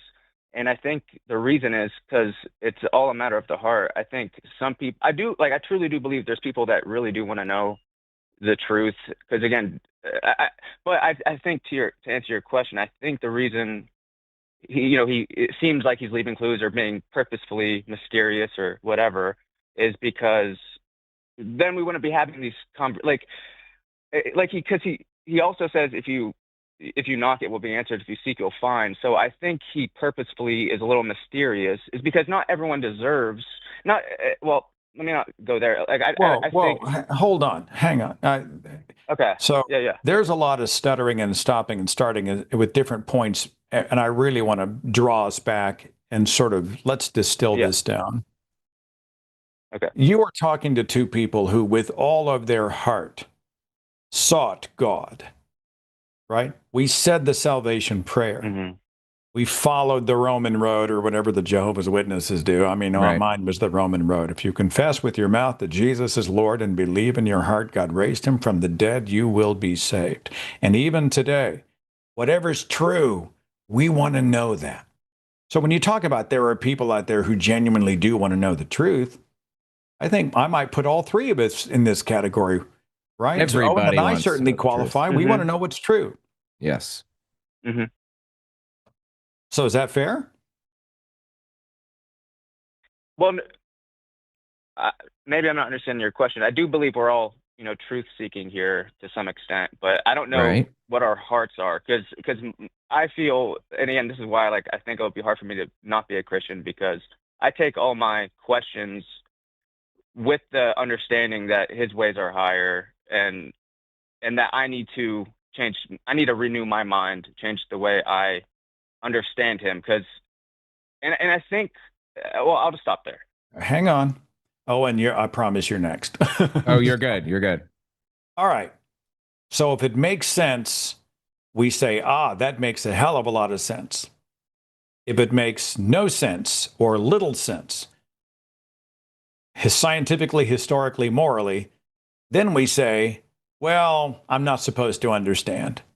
Trust not in your own understanding, according to the words of the New Testament, right?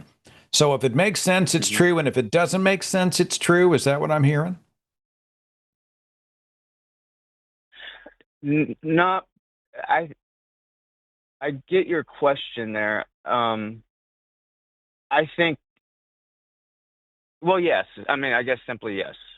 That is my perspective. If I don't understand it, it's still true. Like, for example, I don't want to go into this area, but maybe, I mean, unless the conversation goes there, but we can, because like I don't understand. Sorry, I'm not trying to. You're fine. What You're I'm trying fine. to say You here is, don't even worry okay, about cool. it. Sorry. Thank you. What I'm just trying to say is, with all the genuine questions that cause a lot of cognitive dissonance, like how can a loving God do this and that in this situation, I still take the position that it's a loving God. That's his character. So everything must.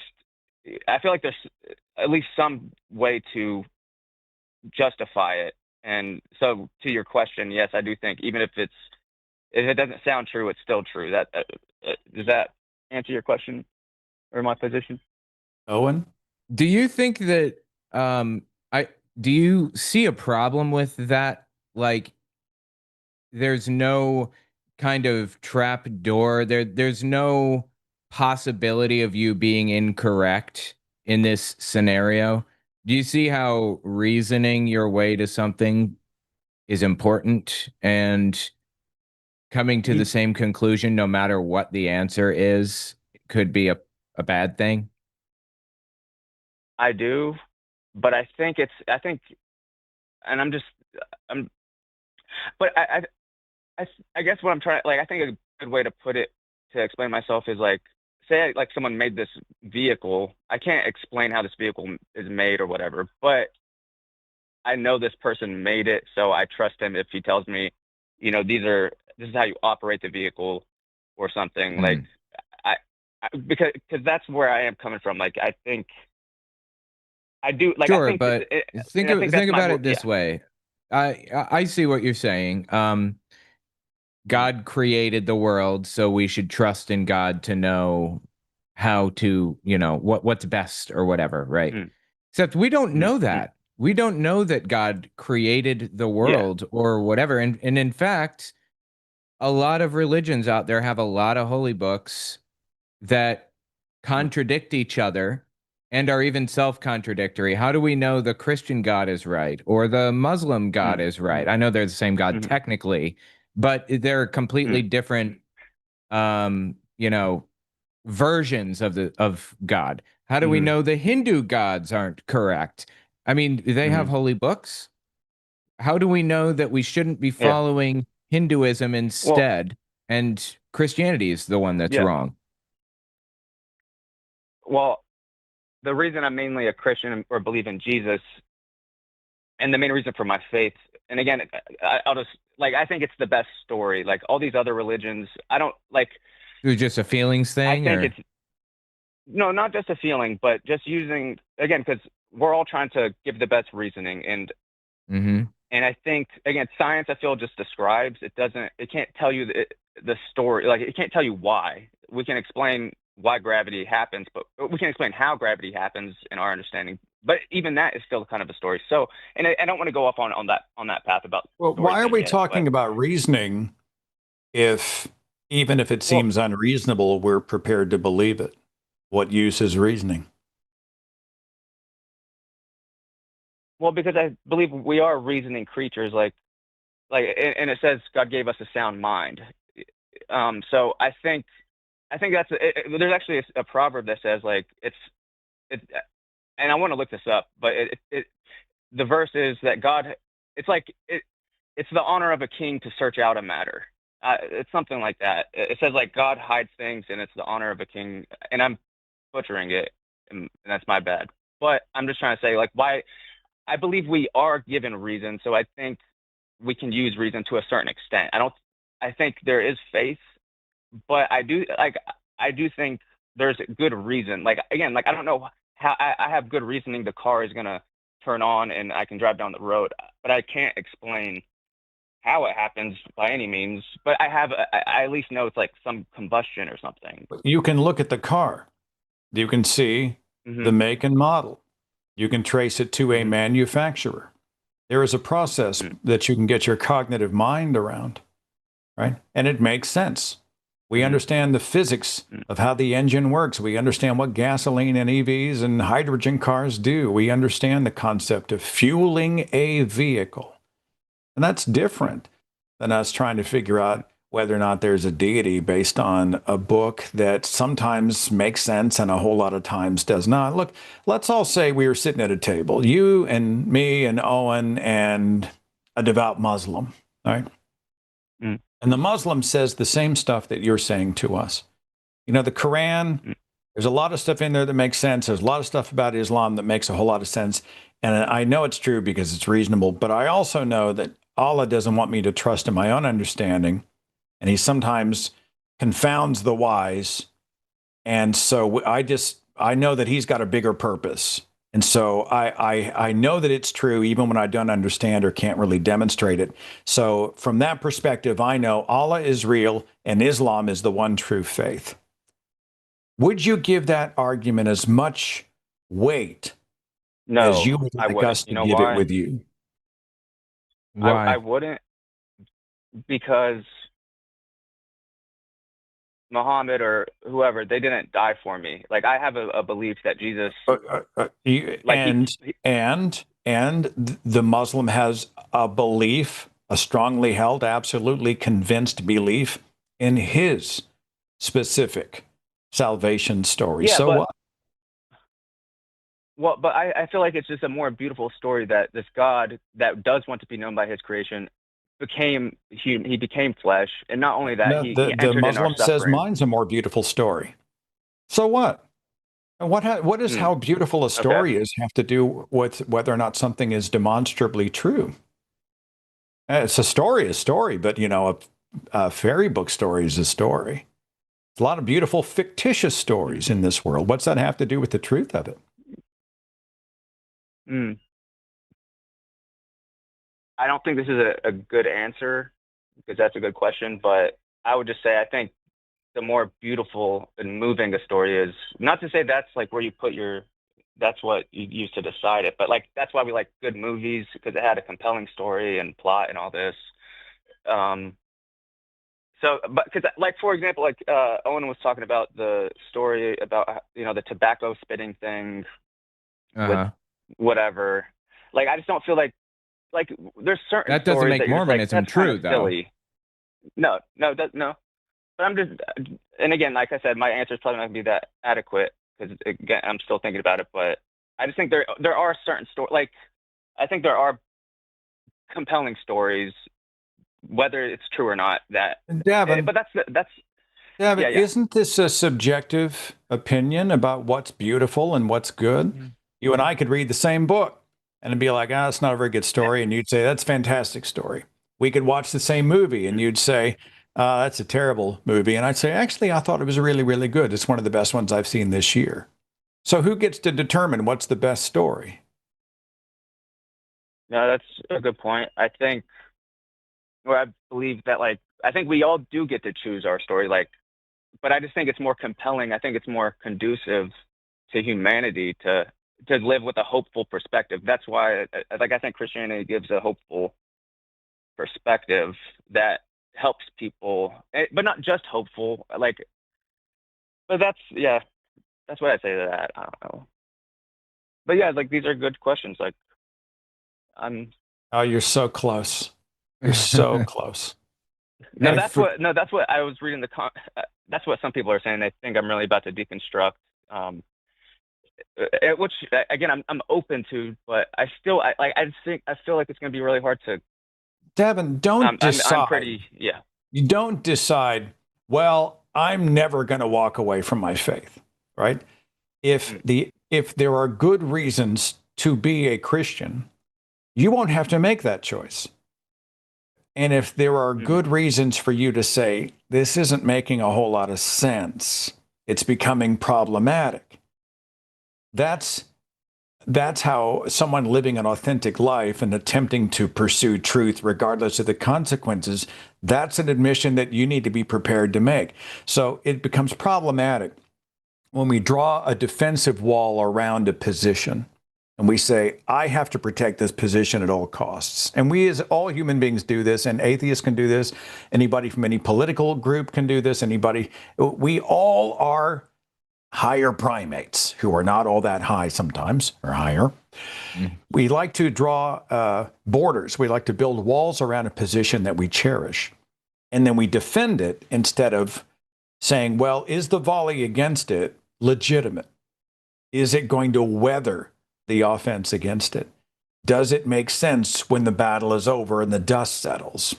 And I think if you're going to live a truthful life, be prepared to say, if it doesn't make sense, am I here to defend Christianity, or am I here to try to figure out what's defensible and true and reasonable, right? And just be on. And any God worth worshiping or loving or acknowledging would reward that, regardless of what you called yourself, Christian, Muslim, Hindu, Sikh, atheist, whatever. Hey, you're trying to be honorable. You're trying to live authenticity. You're trying to do the right thing. Any worthy deity would say, good on you, man. Good on you. Do you agree?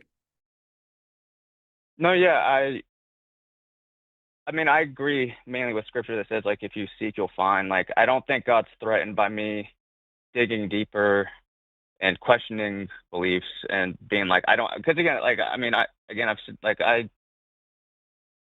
have been very angry with a lot of these questions a lot of the time, but I don't think I think he's, and again, this is just my perspective, but I think, like, in some sense, I feel like he's honored, like, that I'm wrestling with these things, because like, I think Owen brought up the verse about, like, you should be able to give a defense for your faith, the scripture that says that, and I do think it's like, but so I agree with you, and I'm with what Seth is saying, and I'm trying not to, I'm trying to be very earnest about it, like, because I don't also want to just be like, I don't understand it, so I'm look too critically. And why wouldn't you look too critically? Look critically. Look at it. Isn't that a virtue? Treat it like you would treat any competing faith or any truth claim. Take an X-Acto knife to it. Figure out what's inside, how it works. Is there anything there worth latching onto, or are there things you should reject? And be honest with yourself if you stumble across a verse or a story in the Bible that isn't beautiful. Like the bitter water story in the Old Testament. There's a wife, and it's suspected she got pregnant by a man who wasn't her husband.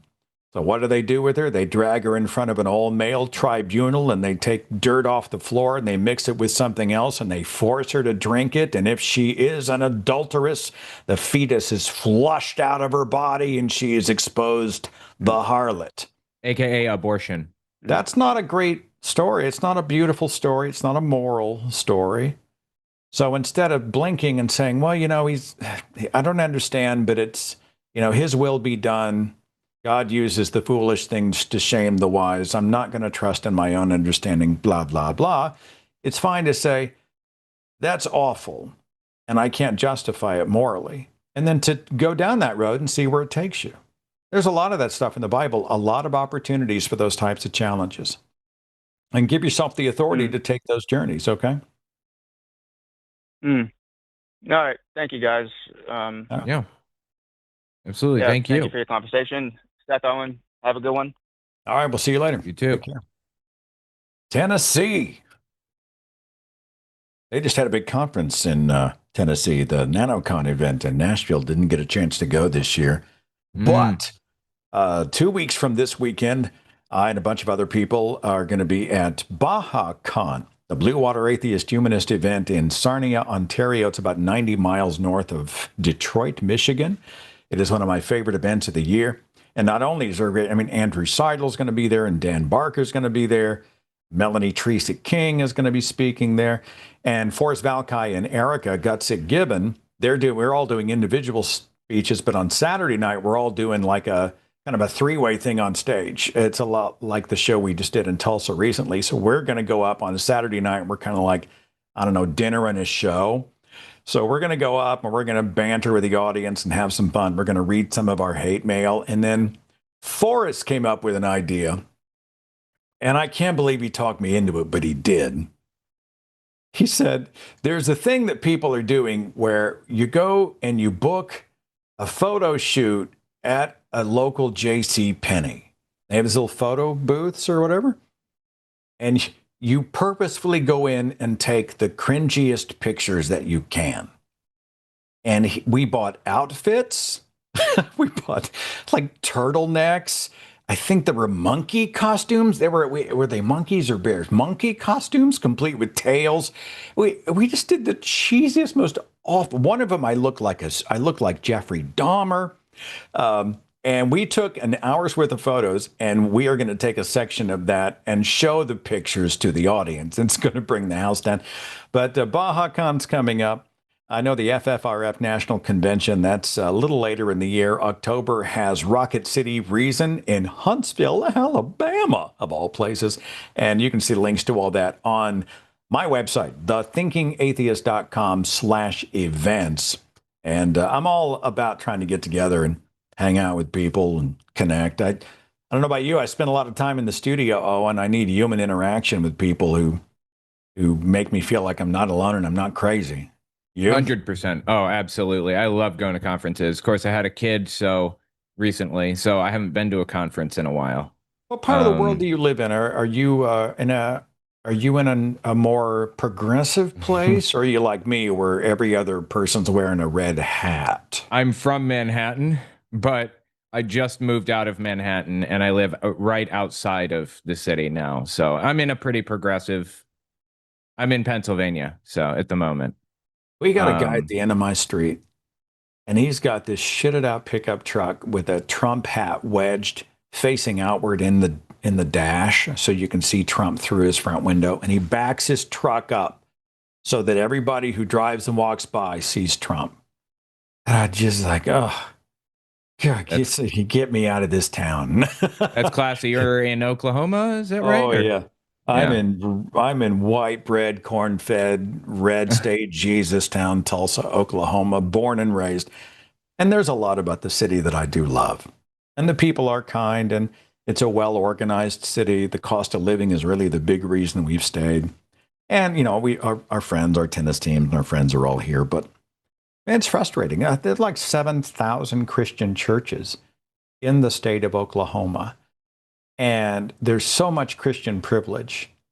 A group of Muslims just tried to get a permit to build a mosque in a suburb near here, about 20 minutes from here.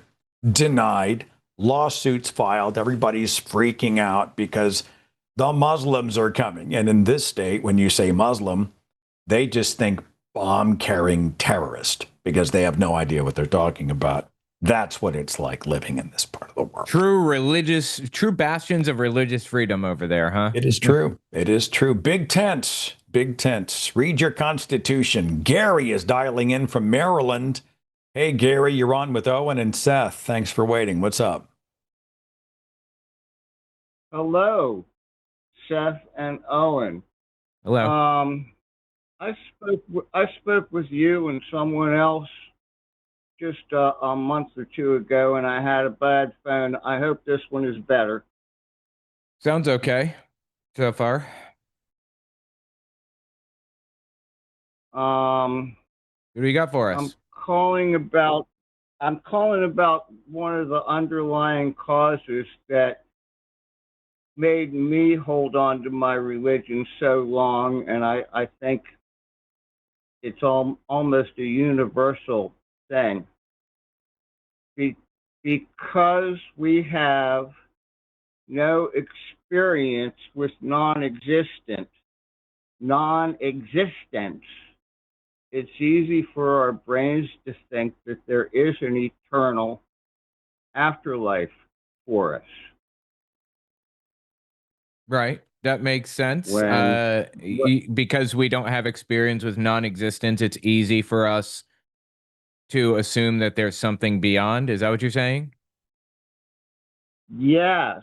And right. I think it's such an important point about all these conversations that's almost completely overlooked as I listen in. Yeah, I think we've heard a lot of watchmaker arguments. In fact, I think that's pretty much all anybody offered us this time around, the watchmaker argument, which is we know that, we see a watch on the beach, we know it was created, and we see the earth, and we should assume that it was created as well. Of course, no one's ever seen a planet be created by a sentient being. So there's no, it doesn't really work that way, but. Was it Twain who said that I had not existed for billions of years before now, and I hadn't suffered the slightest inconvenience from it? It's one of the quotes I like to use whenever people talk about, well, how do you feel about dying and not existing? And I'm like, well, I want to live. I mean, I don't want to die, but how will I feel after I die? Well, I'm not going to feel anything. In fact, I'll feel it's like before I was born, kind of thing. But if I'm understanding you, Gary, you're saying that because our limited brains are trying to process the existence of the universe pre-us on the order of billions of years, that we're naturally going to lean into the fact that we will continue on after this finite life in this physical form. Is that what I'm understanding?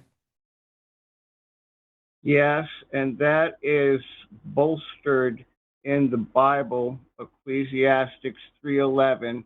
The quote that we hear from the Christians all the time, eternity has been written on our hearts. Interesting. So you're not a believer then, right? No, I have repented, and I believe that I am a finite creature. So I take better care of myself now. Well, are you a God believer in any way, or no? Yes, a bit of a deist. I still, there's all these instances where I feel that some kind of force has directed my footsteps to save me from tragedy on several different occasions.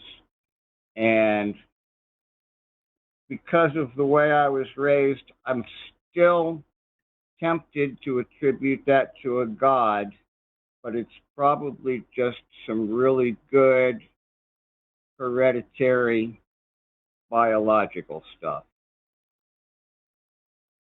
Do you feel like it was the way I was raised would be a solid reason to hold any position anywhere, religiously, philosophically, politically? Well, it's just how I was raised. Do you feel like if anybody said that, they would be on solid footing, or should there be more?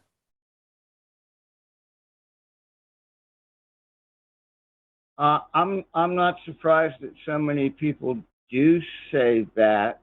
But you just said for me, I'm glad I have more. What do you have? Like, if I'm an atheist and I don't believe in a deistic deity, what do you have that I might be lacking? Oh, absolutely nothing. We're both in the same boat. Did Arden put me through as a deist or something? I am atheist. Oh, I thought you said you were a deist. Those were your words 2 minutes ago. Yes, I was. I'm leaning away from it. I don't think she marked you down specifically, just gave us notes on the conversation, and that's it. So we're just going off of what you're telling us. That's all. Well, I'm glad I got to chat with you, and you understand the reason for my call. This fact that we have no experience with non-existence is making it easy for people to believe that they will continue forever.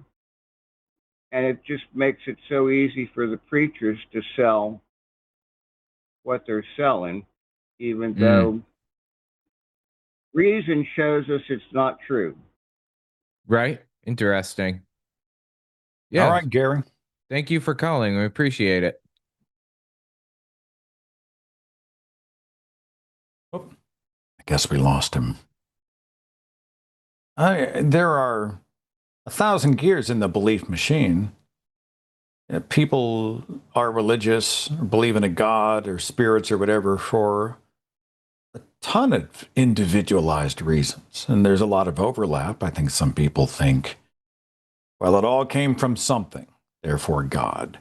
Or They're afraid of dying and they want to go to heaven where they'll be reunited with the people that they miss and love and care about. So that's appealing.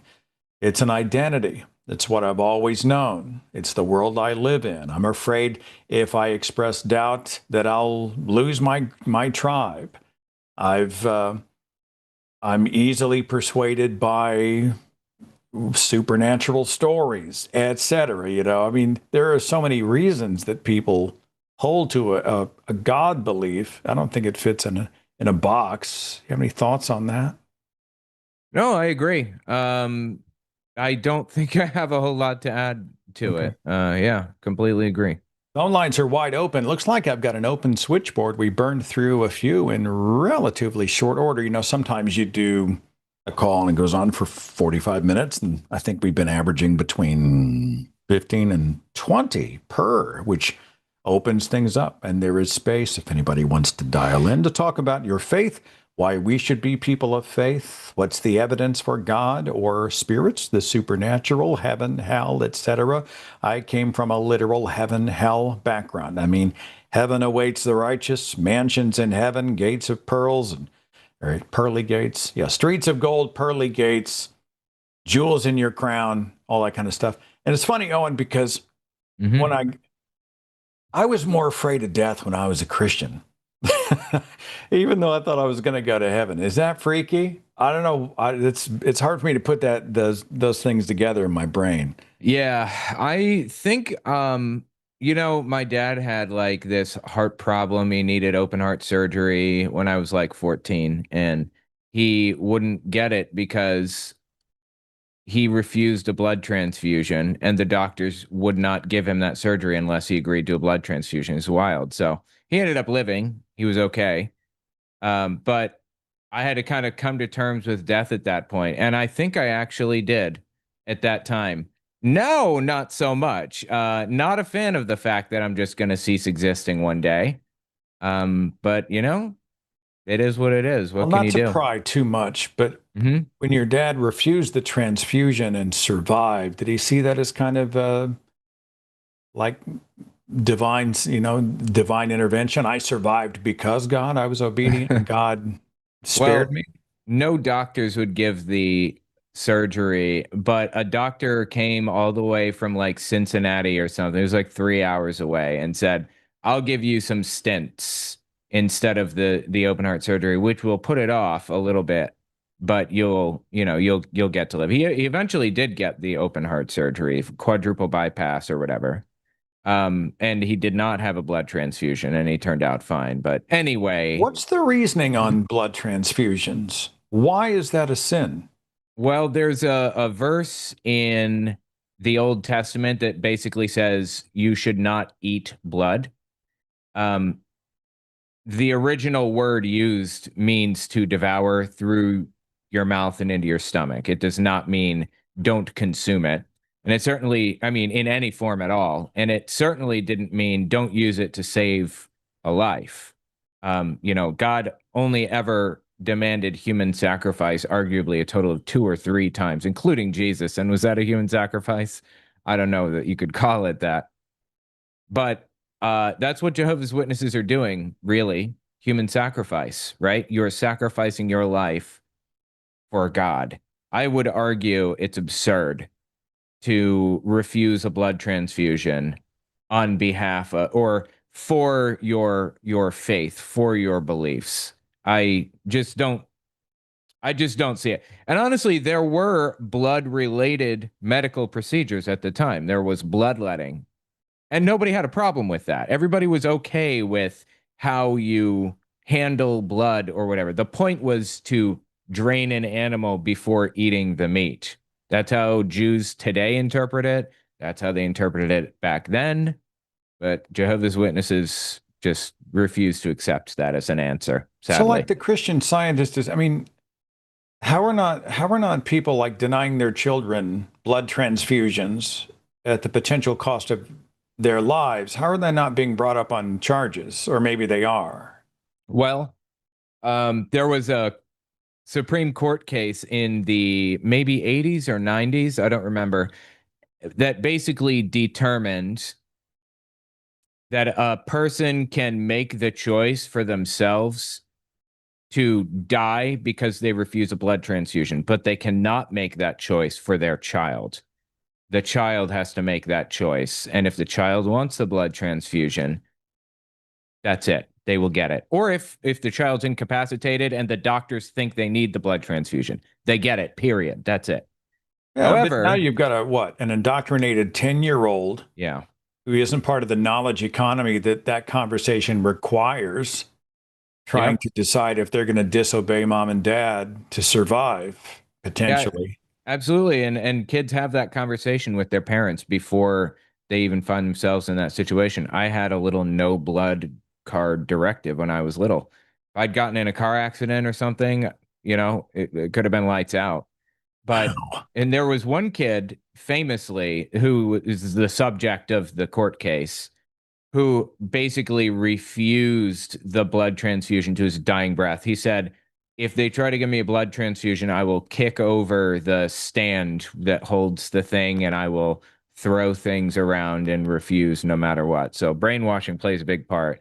They used to run in the Awake magazine, they used to have a running article of children who sacrifice themselves for Jehovah. Come on. Yeah. What?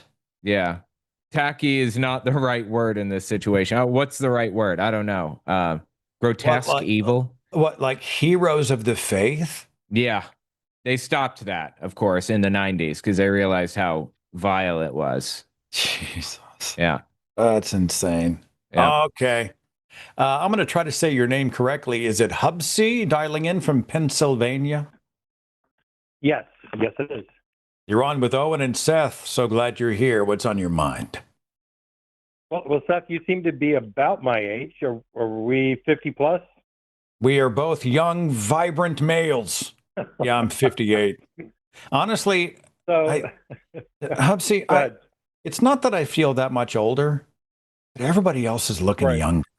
Everybody's young and hot, and they got a skinny waist and good skin, and all I know is I wake up every day and I look in the mirror and I feel more like my father. And I'm like, these kids today. We hate the youth. We hate the youth. That damn youth. They're always causing problems. Can I get in on this? I hate them too. Yes, we all hate the youth together. I go out when I'm introduced at conferences. I was called, I think Noah, when he and I did a headliner at Cincinnati at the Anderson Center, he called me the godfather of atheist podcasting. And I'm like, Jesus, it sounds like the elder statesman. Like I've just about hit the age where they're like, you have now outlived your usefulness. You must wander the wilderness until you are eaten by animals. Right. Anyway. Honestly, I wouldn't trade my 50s for anything. I'm in a good place in my life, and I'm very, very thankful and fortunate. So what's on your mind? What do you want to talk about? And I would say I agree. 50 years, I was raised Catholic.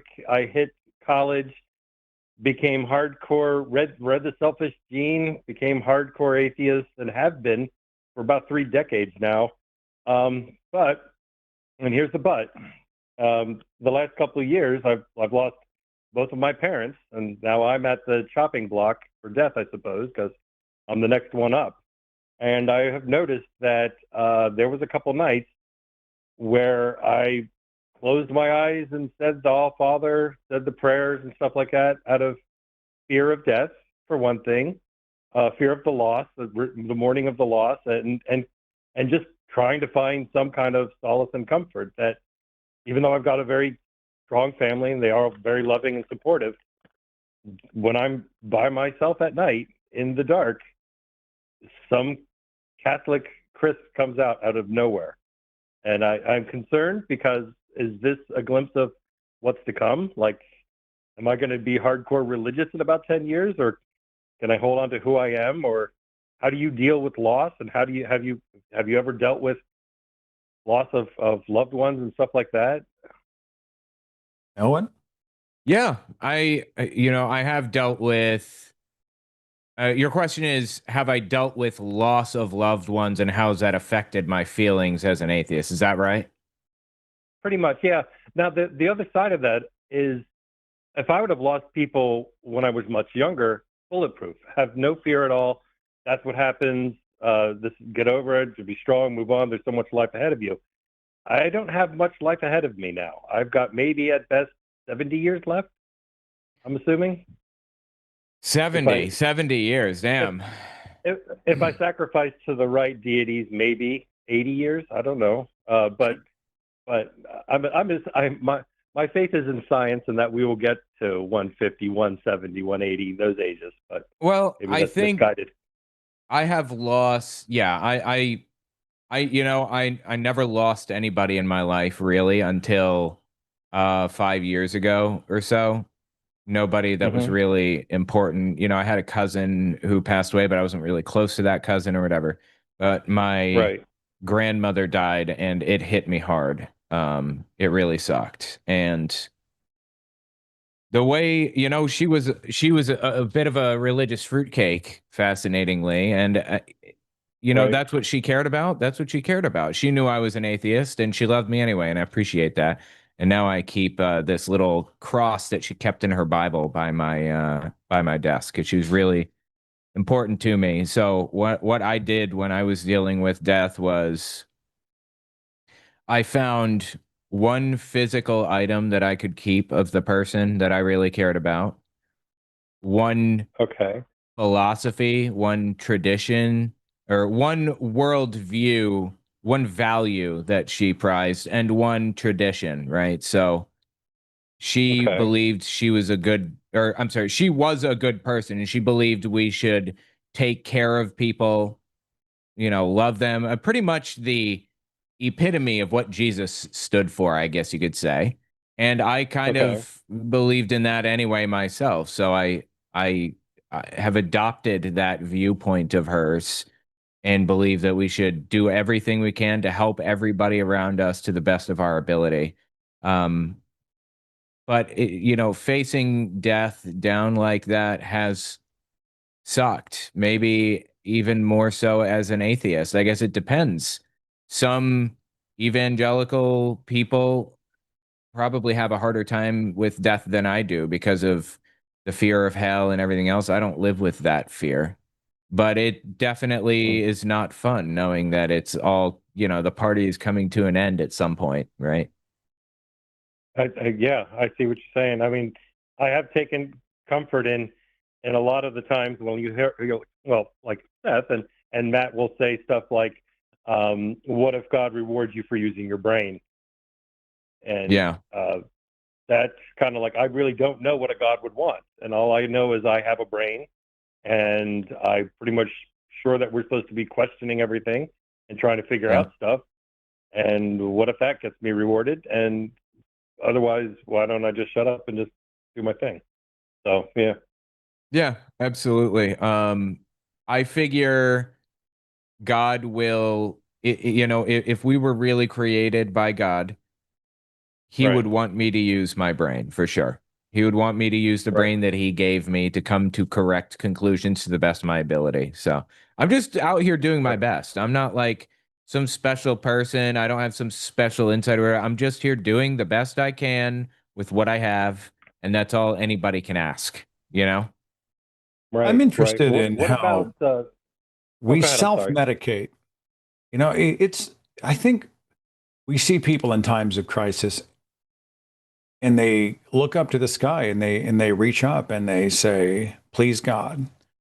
And there are a lot of gears in that machine, but it's easy to understand, at least for me, and I'm sure for Owen and you, why people would do that.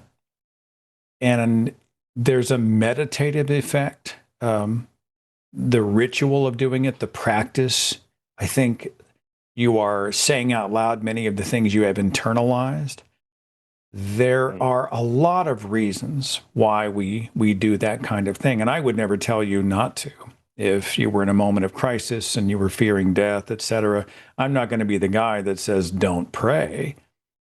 But I think there are other psychologies that are happening that have nothing to do, and I think you're already ahead of me on this, that have nothing to do with whether or not there is a God. We are in a way, in a specific practice, are doing something that balms our grief and fear. And even if logically we're like, we know this doesn't make sense, but it makes me feel better. It calms me. It resets my heartbeat and my breath, and it allows me to sleep through the night. And I think there's a lot of utility in acknowledging that. I had this conversation the other day. So I'm a tennis player, not very good, but I love to play. And I love to watch pro tennis. And so Rafa Nadal, recently retired tennis legend, one of the greats of the game. And there is a Netflix documentary about his life and career. It's like 4 parts, really good. Rafa was known for being superstitious on the court. When he sat down at the bench, he had to have water bottle labels, and he had to have them facing a very specific direction. And if they weren't, he would tweak them like a quarter of an inch until they were all perfect. And before he served every first serve, he would have a routine where he would grab this and do that, and then he would wipe the sweat off the ears and the nose, and then he would wipe it on his pants and whatnot. And we know that there were no spirits, that he wasn't aligning the universe, some cosmic energy. But something about the ritual in his very human primate brain calmed and centered him. And for that reason, I'm like, if that's what you have to do to be the number 1 player in the world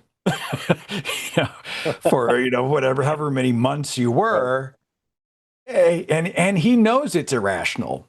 He knows, I know it's irrational. I'm not proud of it, but something about the ritual of it, it just centered me. And it took me out of my nervousness and allowed me to be better. I would never take that away from him. And I know a lot of people would ridicule him for being superstitious, but I look at it and I think, hey, if it worked, it worked. And for you, I think you understand. You're not cheating yourself by saying, well, I believe someone is there to receive my prayer. All you're saying is honestly saying the process of doing it comforts me. And for me, that's enough for now. I mean, am I misrepresenting you, or is that fair? No, you're absolutely right. That's absolutely what it is. It gives me a chance to, like you said, shut my brain down calmly at night. Otherwise, it nerve wracks me to the point where I can't sleep. But the thing that I observe is, why do we do that as humans? Why is that such a stupid thing that we do? My cat couldn't give an absolute crap if I were to just drop dead right now. She might wonder where her food is, but she's not going to do ritualistic things. She doesn't put rocks around and inverted torture devices to show her love for me. Why do we do it? And what kind of possible evolutionary advantage could this give us that we need to have some kind of ritualistic activities to keep ourselves sane? Man, I don't know if you could ask a broader question, but it will not be answered on this show. But I will say this. There's a guy, he is a neuroscientist, a computational neuroscientist, and one of the freaking smartest people I've ever interviewed. His name is Dr. John Wathey, Wathey. And he wrote a book. It's thick. And cerebral and holy shnikes. But it's called The Illusion of God's Presence.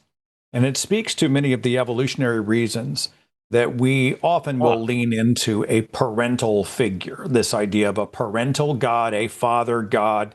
We are infantile, we are helpless, we must be guardianed by this divine presence, right? And there are a lot of evolutionary reasons. There are things that can be triggered in us biologically through external stimuli, which reactivate some of the things that we thought and felt and did when we were infants, when it came to our parental figures. This can be reactivated when we're older, but we reframe it in terms of God's. We see a chaotic world, we take comfort in thinking somebody's in control. We lose a child in a car accident and we say, I can't live in a world where I'm not reunited with my baby. The idea of being reunited in heaven, that's good medicine. That gets me through the day. I mean, we understand there's a ton of reasons why people hold on to beliefs in the supernatural. And I think we have to approach so many of those with empathy and compassion and to not call people names and to not diminish them or diminish the reasons Right. that they do the things they do. And I certainly wouldn't do that with you. I think you're very you sound extremely self-aware. You know, hey, look, I don't know if it Trying makes to be, sense. yeah. I just know that the ritual helps me. Okay, I wouldn't judge that. I love that assignment you gave me. I'm going to look that up. That might give me some insight so I can approach this more rationally and understand why my mind goes to that. That it Well, is, yeah. Wathi is smart and I'm stupid. I read his book, but I had to read it in sections. I was getting ready for the interview, and I still hadn't finished it when I did the interview, and I'm like, Jesus, dude. I mean, so it's not a light read. But if we see it as, you know, it's baked into us, but not because there is a God, but because we are biological creatures, right? Then I think it makes a whole lot of sense. And as far as, like, you know, the fear of our mortality, we buried a parent a few years ago. I buried my father. I remember we had this conversation. We're like, well, we're next. Yeah, Yep. That's Next exactly up on what the hit roster. you with that night. It's very self-centered, but it's accurate. That was our buffer. My buffer is gone. Yeah. I am now next. So yeah, and we're no, like, holy shit, the clock is ticking, and it's understandable that sometimes we'll deal with that stuff in rational and irrational ways. But as long as you're aware of it and you're taking the journey, I don't think you're asking questions that are unhealthy at all. I think it just makes you human. And it's okay. We love life. Life is precious. Seize the day, maximize the moments, and try to pursue truth wherever we can. But if a prayer ritual helps you sleep at night, I would never cheat you out of that. And go for it. And yeah, and you know what? In addition to that, there have been lots of studies about what people at their end of their life say, like what they wish they had done differently. And one of the most popular things is, I wish I didn't worry more. I wish that I had just enjoyed the time that I had and not wrung my hands in fear of what might happen, or would I just let the chips fall where they fall? We are here for a finite amount of time, and it's a complete waste to live in fear over what might happen when you can't control it anyway. And nobody, not one person in this study, if I'm remembering correctly, regretted doing something, but many regretted not doing something. Like, nobody regretted going to climb like Mount Everest or whatever. Nobody regretted whatever thing that they wanted to do, but many wish that they had. So live life while you can. YOLO, as the kids say, right? Are the kids saying that? I'm not sure. Hey, Hupsy, maybe one day we can meet in person. I'll buy you a drink and we'll bitch about the under 30 crowd and how skinny they are and how good their skin is and how they're going to live forever. All right. We'll just sit around and talk like a bunch of cranky curmudgeons. So. Well, thank you guys very much. Yeah. Enjoy the rest of your day. All right. We'll see you later. You too. Oh, these kids today. Kind of thing. I'm one of those guys, though. It's like in the atheist activist space. I look around and I see a lot of young blood and I see a lot of fresh faces, and I get excited. I just think it's amazing. Now, there's a lot less of the just direct, nonstop atheist stuff, because I think in the current climate, the Christian nationalist rise and our current political situation, I think you talk more about humanism, which speaks to politics and the culture wars, et cetera. And my show's been that way very much as well. Mm-hmm. And on this channel and others, we see us talking about the United States embedded into the world that we live in, et cetera. But when I see, a lot of the young blood, the fresh blood, and really smart people, many much more smart than me. Hell, I was on stage with Erica and Forrest, and I thought, I'm an idiot. These two people are geniuses, and I'm an idiot, right? I'm the guy who took 30 years to figure out a donkey didn't speak Hebrew, and they're both this close to getting their PhD in, primatology and evolutionary biology. And I'm over here going, holy shit, but I get excited being around that kind of stuff. So made me smile. Anyway. Absolutely agreed. Yep. I love talking to them about stuff. It's fascinating. and there's no short answer. They do like 6-hour live streams. How do you even maintain that? Right. I think they did one that ran like 10 hours. The producer on that show, I don't know if it was Art, I don't know who was doing it, but they deserve a medal and a month off, is all I'm saying. Absolutely. Let's take a look here. I'm sure I'm going to say your name incorrectly. Is it Freiby? E-I sounds German. Is it Freiby? No, it's actually Freiby. That's Freiby. Spanish. Freiby. Freiby. Yes, E-I in Spanish sounds like A. So oh, you're very kind. Well, Freiby. Thanks for correcting me. Freebie, New Jersey. Welcome. You're on the air with Owen and Seth. Let's talk. Seth, if you allow me just 10 seconds to be a fanboy here, I'm a huge fan of yours. I have all your books. I have a couple of them signed by you. So first time I've been able to speak with you, and it's the word. It means the world to me. Oh, it's an honor, man. I'm so glad. Thanks for the kind words. You're in good company. I was also a fan of Seth when I was not a YouTuber myself. Still a fan of Seth, actually, but yeah. Really? I'm like, really? Stop. Okay, go ahead. Keep going. So let's talk, Freebie. What are you thinking today? Yeah, so just mentioning something from the last call about rituals. I feel the same way about why humans do the things that they do. But I will say this. I've had many people that are very important to me pass away. And I was fortunate enough to go through the ritual of my dad passing away and him being a Catholic and my family being Catholic. They went through the whole ritual of, the viewing of his body and the carrying of his body into his grave, and all that experience really helped me understand that is over. That I lost my dad, versus not being able to experience my grandmother's funeral and her sister's funeral as well. People that were very important to me. From time to time, I have to remind myself that they're passing away. So maybe there's something there. But just wanted to say that. The topic I wanted to cover today, there's so many I want to cover with Seth, and I'm going to focus on the one that I called in, is one of the things that really has bothered me is from religious people is you believe that there is this better place for you. You believe that God has a plan for us and for everybody. Yet you do all of these things to keep yourself alive. And that's always bothered me.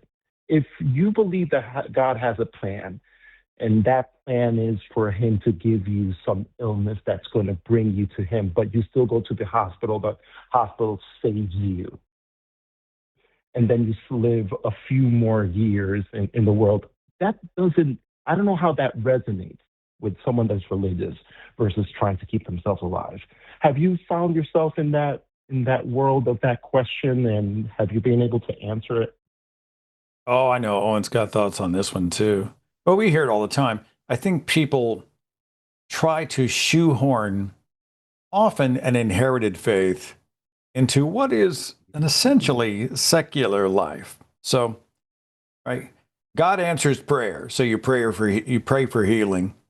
At the same time, you rush somebody into the emergency room and they are admitted to the hospital, and then they have to have emergency surgery. So then you go out and you say prayers like this: Lord, we ask that you guide the hands of the surgeon and help the medicine to do its work, right? And we see all the time people, they use the window dressing of religious language, but they live as if there is no God. Divine protection, please protect us, Lord. And then they lock every door and they turn on their security systems and they load their handguns because, well, they act as if God isn't coming to save the day. They exist in ways where they are doing all the acting and reacting, but God becomes kind of the window dressing. Here's the one that cooks my noodle. So they're always like, come, Lord Jesus. We can't wait for Jesus to return. Jesus is going to appear in the sky. The trumpet will sound. He appears like a thief in the night. The dead shall rise, and we will all go to meet him in heaven, and we're going to go to heaven, to the happiest, happiest, happiest, happiest place in the history of history. It's going to be amazing. I can't wait for heaven. I can't wait for Jesus' return. Well, in order for Jesus to come back, the end time scenario has to activate, which means all the signs and wonders, the rise of the Antichrist, the mark of the beast, etc. So the same people who in one breath are telling me they can't wait for Jesus to come back and it needs to happen soon because heaven's the best place ever, freak out and lose their minds about every headline they read, which supposedly lines up with the end times. So wait a minute. You either want Jesus to come back or you're freaking out, right? Do you want the end times in heaven, or are you terrified of the end times in heaven? And that's the one that freaks me out. Freebie. Yeah, and you know what else? Additionally, people don't seem to, there's no logical consistency to it. People say you have free will on earth, and that's why all the suffering exists, but free will doesn't exist in heaven. God is okay with taking our free will in heaven, but not on earth. And isn't prayer basically the suspension of free will, of people doing things because they want to?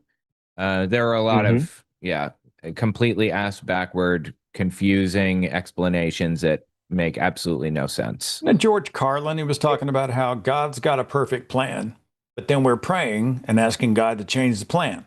Yeah. Right. So explain that to me. So yeah, you make a lot of good points, Freebie. For you, yeah. I remember. No, and that's and I think Owen, you put it correctly. It's in the path of how they're answering the question, right? Because if you talk about prayer being what you ask God for, you can go down that path, and that's what prayer is. But then there's also another path of prayer not being that, but prayer being something more of a conversation more than you asking for things. Because if I have addressed that with ES, where they say, when I say, hey, prayer is asking for things, but God has a plan. It's like, no, prayer is not that in that conversation. Yeah, I mean, but whatever you ask in my name, I will do it, that the Father might be glorified in the Son. Sounds to me like if you pray, God will do it. And I've had this conversation. Yes. I said, is there a scenario where you prayed for something? Let's say you prayed for someone that you care about who has cancer. Is there a scenario where God lets you down? Like, if the person's healed, obviously God gets credit. If the person goes into immediate remission, God gets credit. But if the person suffers and suffers and deteriorates and dies in great agony, are you prepared to say that God failed you? And there has never been an example, there's never been a conversation where the believer said, I would absolutely blame God and say you failed me. Because they have in their pocket, well, you know, he did answer our prayer, just not in a way that we can perceive, or pain in this life, but perfection in the next life. God was using it to build our faith in some way, or it's a fallen world and there's only so much God can do considering how sinful we are. They've got all of these excuses where God is always the hero in the story, no matter what the outcome is. That's pretty convenient. Yes, and that's a conversation stopper in my life. Because when people say, I believe in God because it cured my brother, sister, father's cancer, then my response is, it killed my father. Does that mean that there is no God? It's almost like when the tornado hit Moore, Oklahoma, like the fastest winds ever recorded on Earth, 300 plus miles an hour. I want to say, was it 2013 when that twister happened? And Moore had been devastated, I don't know how many times. The city's been wiped out like 3 times in the last 20 years. And people would talk about how, oh, we found a victim in the rubble. It's a miracle. But a person 300 feet away was horribly killed. And I'm reminded of that Betty Bowers quote where she said, thanking God for saving you in a natural disaster is a bit like thanking the serial killer for murdering the family next door, right? So, I mean, talk about cherry picking. If you survive and I get my ass kicked, hey, wait a minute. How is that God's benevolence? He works in mysterious ways. Mysterious Absolutely. ways. Yeah. Freebie, anything else before I move on to our next call? I appreciate so much the time. Again, fanboy here. If you allow me just one thing, you can answer it while I'm off the phone, and maybe something that you can bring up in your conversation. The way that I tackle the God question when it's brought up to me, and let me say this: I people don't talk to me about religion anymore because of the way I respond to it. And this is my response, is that when I'm asked about God, I say that question to me is in two parts. It's, is there a God?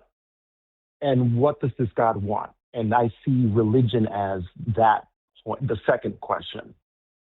What does this God want? Because that's what religion does, right? It tells us who this God is, what does he want, what are the rules, et cetera, et cetera. I've not found in religion the answer to the first question, because in religion, the first question is a given. So that's why I separate both and say, I cannot do the second part. I cannot go into religion unless someone first proves that the God of their religion exists. And I don't think you can do that through your religion. So I leave that as my statement. And of course, my brother's going to start barking. I get it. I've got a couple little sentries running around my house, and they could activate at any moment as well. So, something to chew on, Freebie. I appreciate you offering it up, and be safe out there, okay? Thank you so much, Seth. Thank you, Owen. All right. Have a good one. I mean, what does God want? Is it a God with agency? What is the nature of God? I mean, yeah, all of these questions, I think, are cousins. Did you have any thoughts on that before I move on to William, Owen? No, I don't think so. Yeah, I completely agree. It's kind of sad that people will throw their lives away for something that's just completely unprovable. But yeah, William, you're on with Owen and Seth. What's up? Well, I'm responding to is God of the Bible awful? And before I do, you're a tennis player, correct? I am. Why haven't you converted to pickleball? I play, but I prefer tennis. Oh, okay. I'm a pickleball player, so it's kind of taken over the I'm country. very petty, too, because back when pickleball first exploded on the scene, there weren't nearly enough pickleball courts, so they would go out and they would tape up all of our tennis courts, and they would take up all the tennis facilities so that we couldn't go play our league matches. And I was pissed.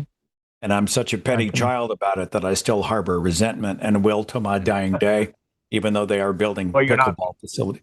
So, yeah, you're not the only one. I mean, it's kind of gone crazy. What's the difference between the two? People.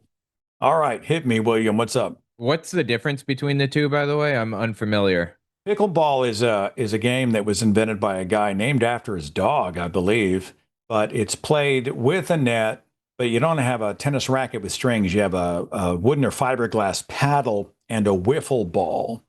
And it's played in a much shorter space. The rules are different. The scoring's different. The two are cousins. You see a lot of people going from pickleball to tennis and back and forth. They are very different games. I call tennis a sport, pickleball more of a game. But I'll tell you, I was scrolling, I don't know, ESPN or something, and they had professional pickleball on, and oh my God, it was amazing. Interesting. Those people are crazy. So it's fun, and it's something almost everybody can do. So I won't knock it. I won't knock it. All right, William, hit me. The thing. Older people can play it. Where they're too old to play tennis. It's too much moving around tennis, but you can just barely move. We were playing a match at Hakey Creek Park, and I think it must have been 8 people in their 70s showed up to the pickleball courts next to us, and we're all like, it's total ageism. I'm like, oh, isn't that sweet? They've come to hit the vehicle bomb. And those freaking 70 somethings kicked ass. They had such game. They were crafty. They knew where to put the ball. I wouldn't want any part of that. They'd have whipped my ass every day of the week and twice on Sunday. So I learned my lesson about discriminating against seniors on the pickleball court. Holy shnikes. Okay, let's proceed, All right, William. back to the Bible. Okay, I don't know if you're familiar with Mephibosheth, where David, when people rebelled against him, Mephibosheth was Jonathan's son, Saul's great grandson. So he was kind of a threat. But David actually was merciful to him. And Mephibosheth was a cripple. At age 5, he fell down and, was a cripple. And David showed this amazing mercy and grace to this cripple Mephibosheth.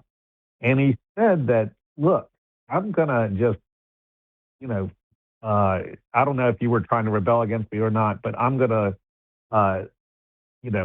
let you sit at my table always, and the cloth will cover your crippleness. And it's an illustration of how God will, by his grace, will cover our sins and our, weakness and our iniquities by his grace. So isn't that an exception that the God of the Old Testament can be merciful and gracious? Can be merciful? I'm actually familiar with that story. If I remember correctly, that story was about a guy being incorrectly blamed for for turning on David. And didn't David destroy this guy's life or something incorrectly? I don't think it was about. Mephibosheth said, look, my donkey, I couldn't sit on the donkey, so that's why I was left. I stayed behind, But yeah, okay. he might have destroyed the enemies, but he gave grace to Mephibosheth. Okay. I just covered this story 2 months ago, and I suddenly forgot what the whole thing was about. But anyway, I don't think that was an example of God being merciful. I think that was an example of David not being a shithead, one of the very few. I wouldn't credit God for a decision that David made, personally, in just his regular personal correspondence or activities or whatever. That's the way that I would see it. God's definitely not merciful enough to, in the Old Testament to people. Well, and of course, God was merciful to David, or grateful, where he, when David sinned and the prophet called him out, Nathan or whoever, God forgave him, right? That's true. There are many examples of God not forgiving people for very minor things and actually fully committing genocide against others. So I would be hesitant to grant anything to God as far as that goes, because we know what kind of a God the Old Testament God is. He's a monster. Well, in some parts, obviously, with King Saul, when the prophet comes and says, hey, look, I killed your mules, your camels, kids, women, everything. But God says, wait, did I hear a sheep? And he goes, you didn't kill all the sheep. And Saul goes, well, hey, look, I was going to save a few for sacrifice. Give me a break here. And God goes, when I say kill everything, I mean kill everything. So go back and kill the sheep too. So it makes him look like a psychopath there. But yeah. But there's other parts, like in Jonah, where Jonah wants judgment on the Ninevites, and they go and repent, and God says, hey, I've changed my mind. I'm not going to judge Nineveh. I mean, again, showing a little bit of grace there, don't you think? Well, the way I see it is, if you commit genocide once, then I don't really care what other nice things you've done in your life. Okay. You kind of dropped the ball, and that's a really important ball to drop. Don't commit genocide. Don't encourage genocide. Those are kind of my lines. So God can be merciful in some parts of the Old Testament, but it's not the merciful parts I really have a problem with. Well, exactly. And what Christians need to do is just be honest and admit, okay, the God of the Old, it's not only there's the numbers thing where you kill the men, the women, and but if you haven't been with a man and we can go and make you sex slaves, well, hey, that's cool. We'll do it. Yeah, we'll keep them. Yeah, right. Just acknowledge that there's problem, and this just hasn't started in this century. This goes back to Marcion, who was an early heretic and a Christian who gave a lot of money to Rome. And he said, look, the God of the Old Testament just cannot be the same God of the New Testament. So he had two gods. And he actually came up with our first canon where it's Luke in the 10 letters of Paul. And he was one of the first heretics. Absolutely. I actually I studied Marcion for my studies in World War II because the Nazis were weirdly super into Marcion because he separated Judaism and Christianity fully, said that they were two different gods, and they were trying to de-Judaize Christianity and so on and so forth. Anyway, I thought it was interesting. No, that's so very interesting. Are you telling us that there is a God of goodness in the Old Testament, but God is not good? Because I'm hearing both. No, it's very complex. And well, let's just go to the New Testament. You have, it's complex and nuanced, and Christians want it black, white, and easy, and it's not easy. A Syrophoenician woman that says, hey, Jesus, son of David, can you heal my daughter? And he goes, what in the world should I give the children pearls to the dogs? Well, that's not very nice. That's kind of xenophobic, a little bit misogynistic. It makes Jesus look like a jackass. But then she says, leave the dogs pick up the crumbs. And Jesus says, you got a point. Yeah, I kind of like your little attitude. And you got gained, and he healed her daughter. All right. Well, William, so we can say, well, here's the story where there's goodness, and here's the story where there's not. But what larger point are we making? Do you hold to the Bible? Are you a Bible believer or defender? No. Definite atheist, right? No, I'm a theist. I was an atheist, but because of the fine-tuning, I became a theist. Wow. Which deity? Well, kind of a general deity. It definitely isn't the God of, the Bible, obviously. But what I'm trying to say is there's glimpses of God's goodness maybe in the New Testament. But as far as the, fine-tuning goes, I'll have to talk to, and it's not only that, it seems that God intervenes in history.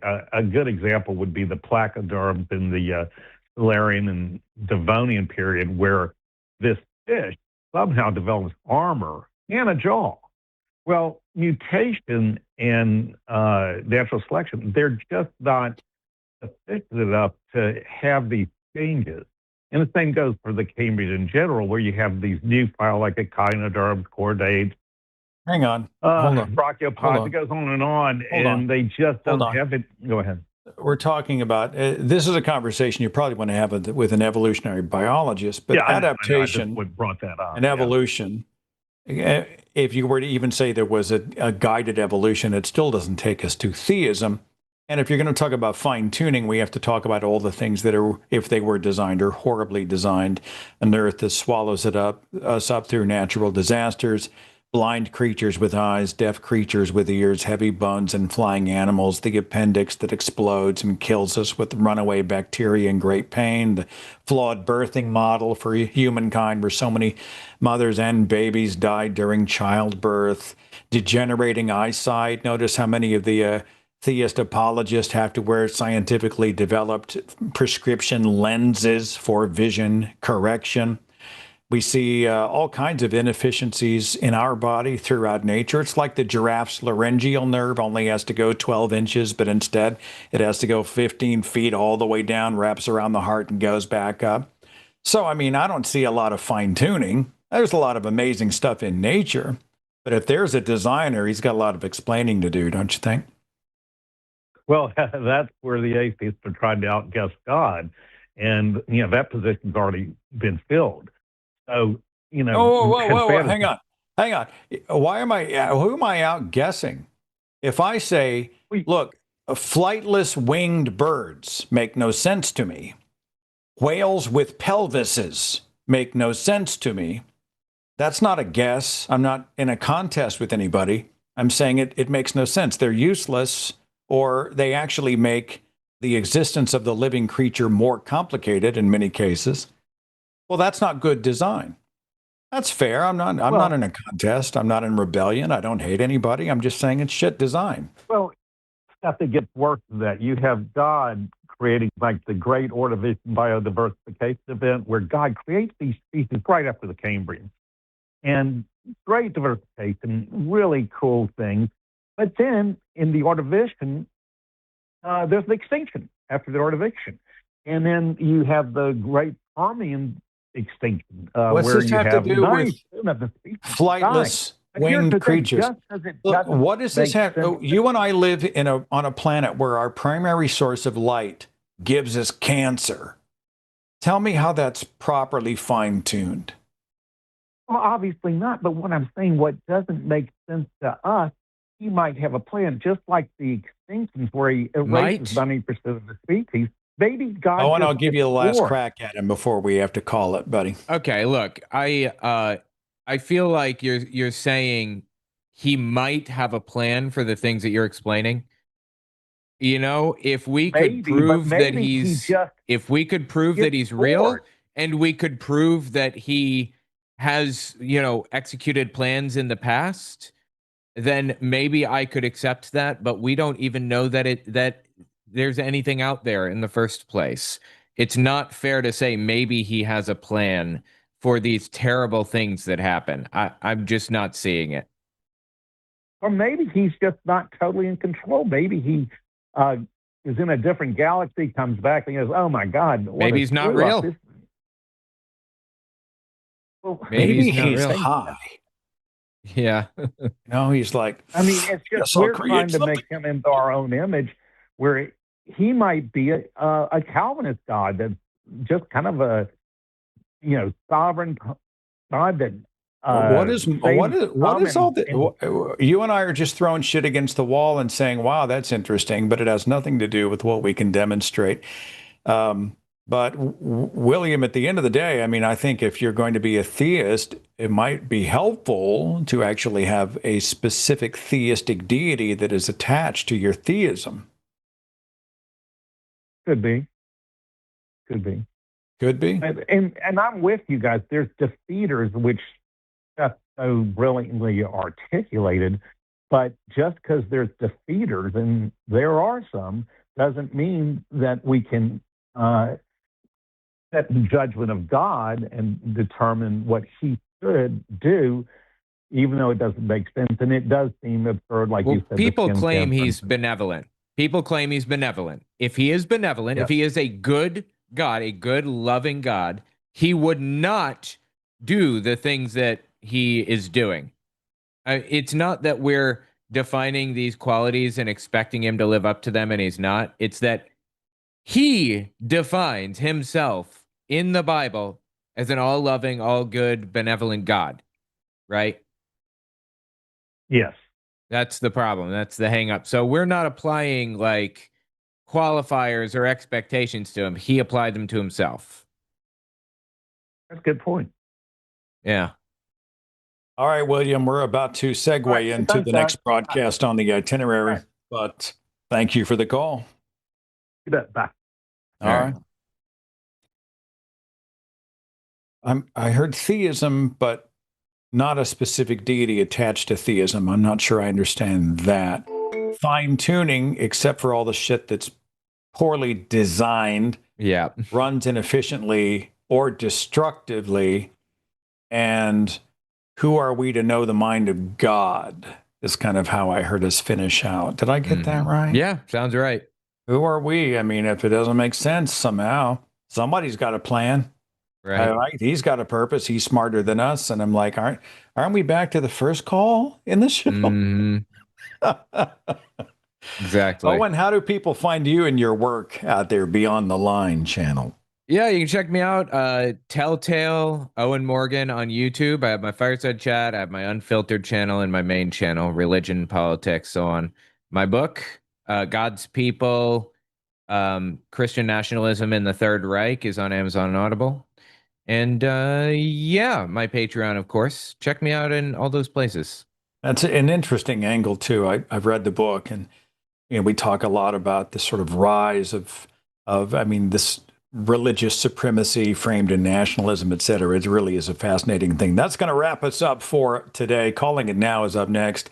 It's Forrest and Javon. Owen, man, it's always a pleasure to see you and hang out, fellowship in the Lord. Glad we got to do this. Yeah. So big thanks out to Arden, to all of our patrons, producers, supporters. Thanks to you for watching and for listening. And we're going to segue right here, right now into Calling It Now. Have a wonderful afternoon.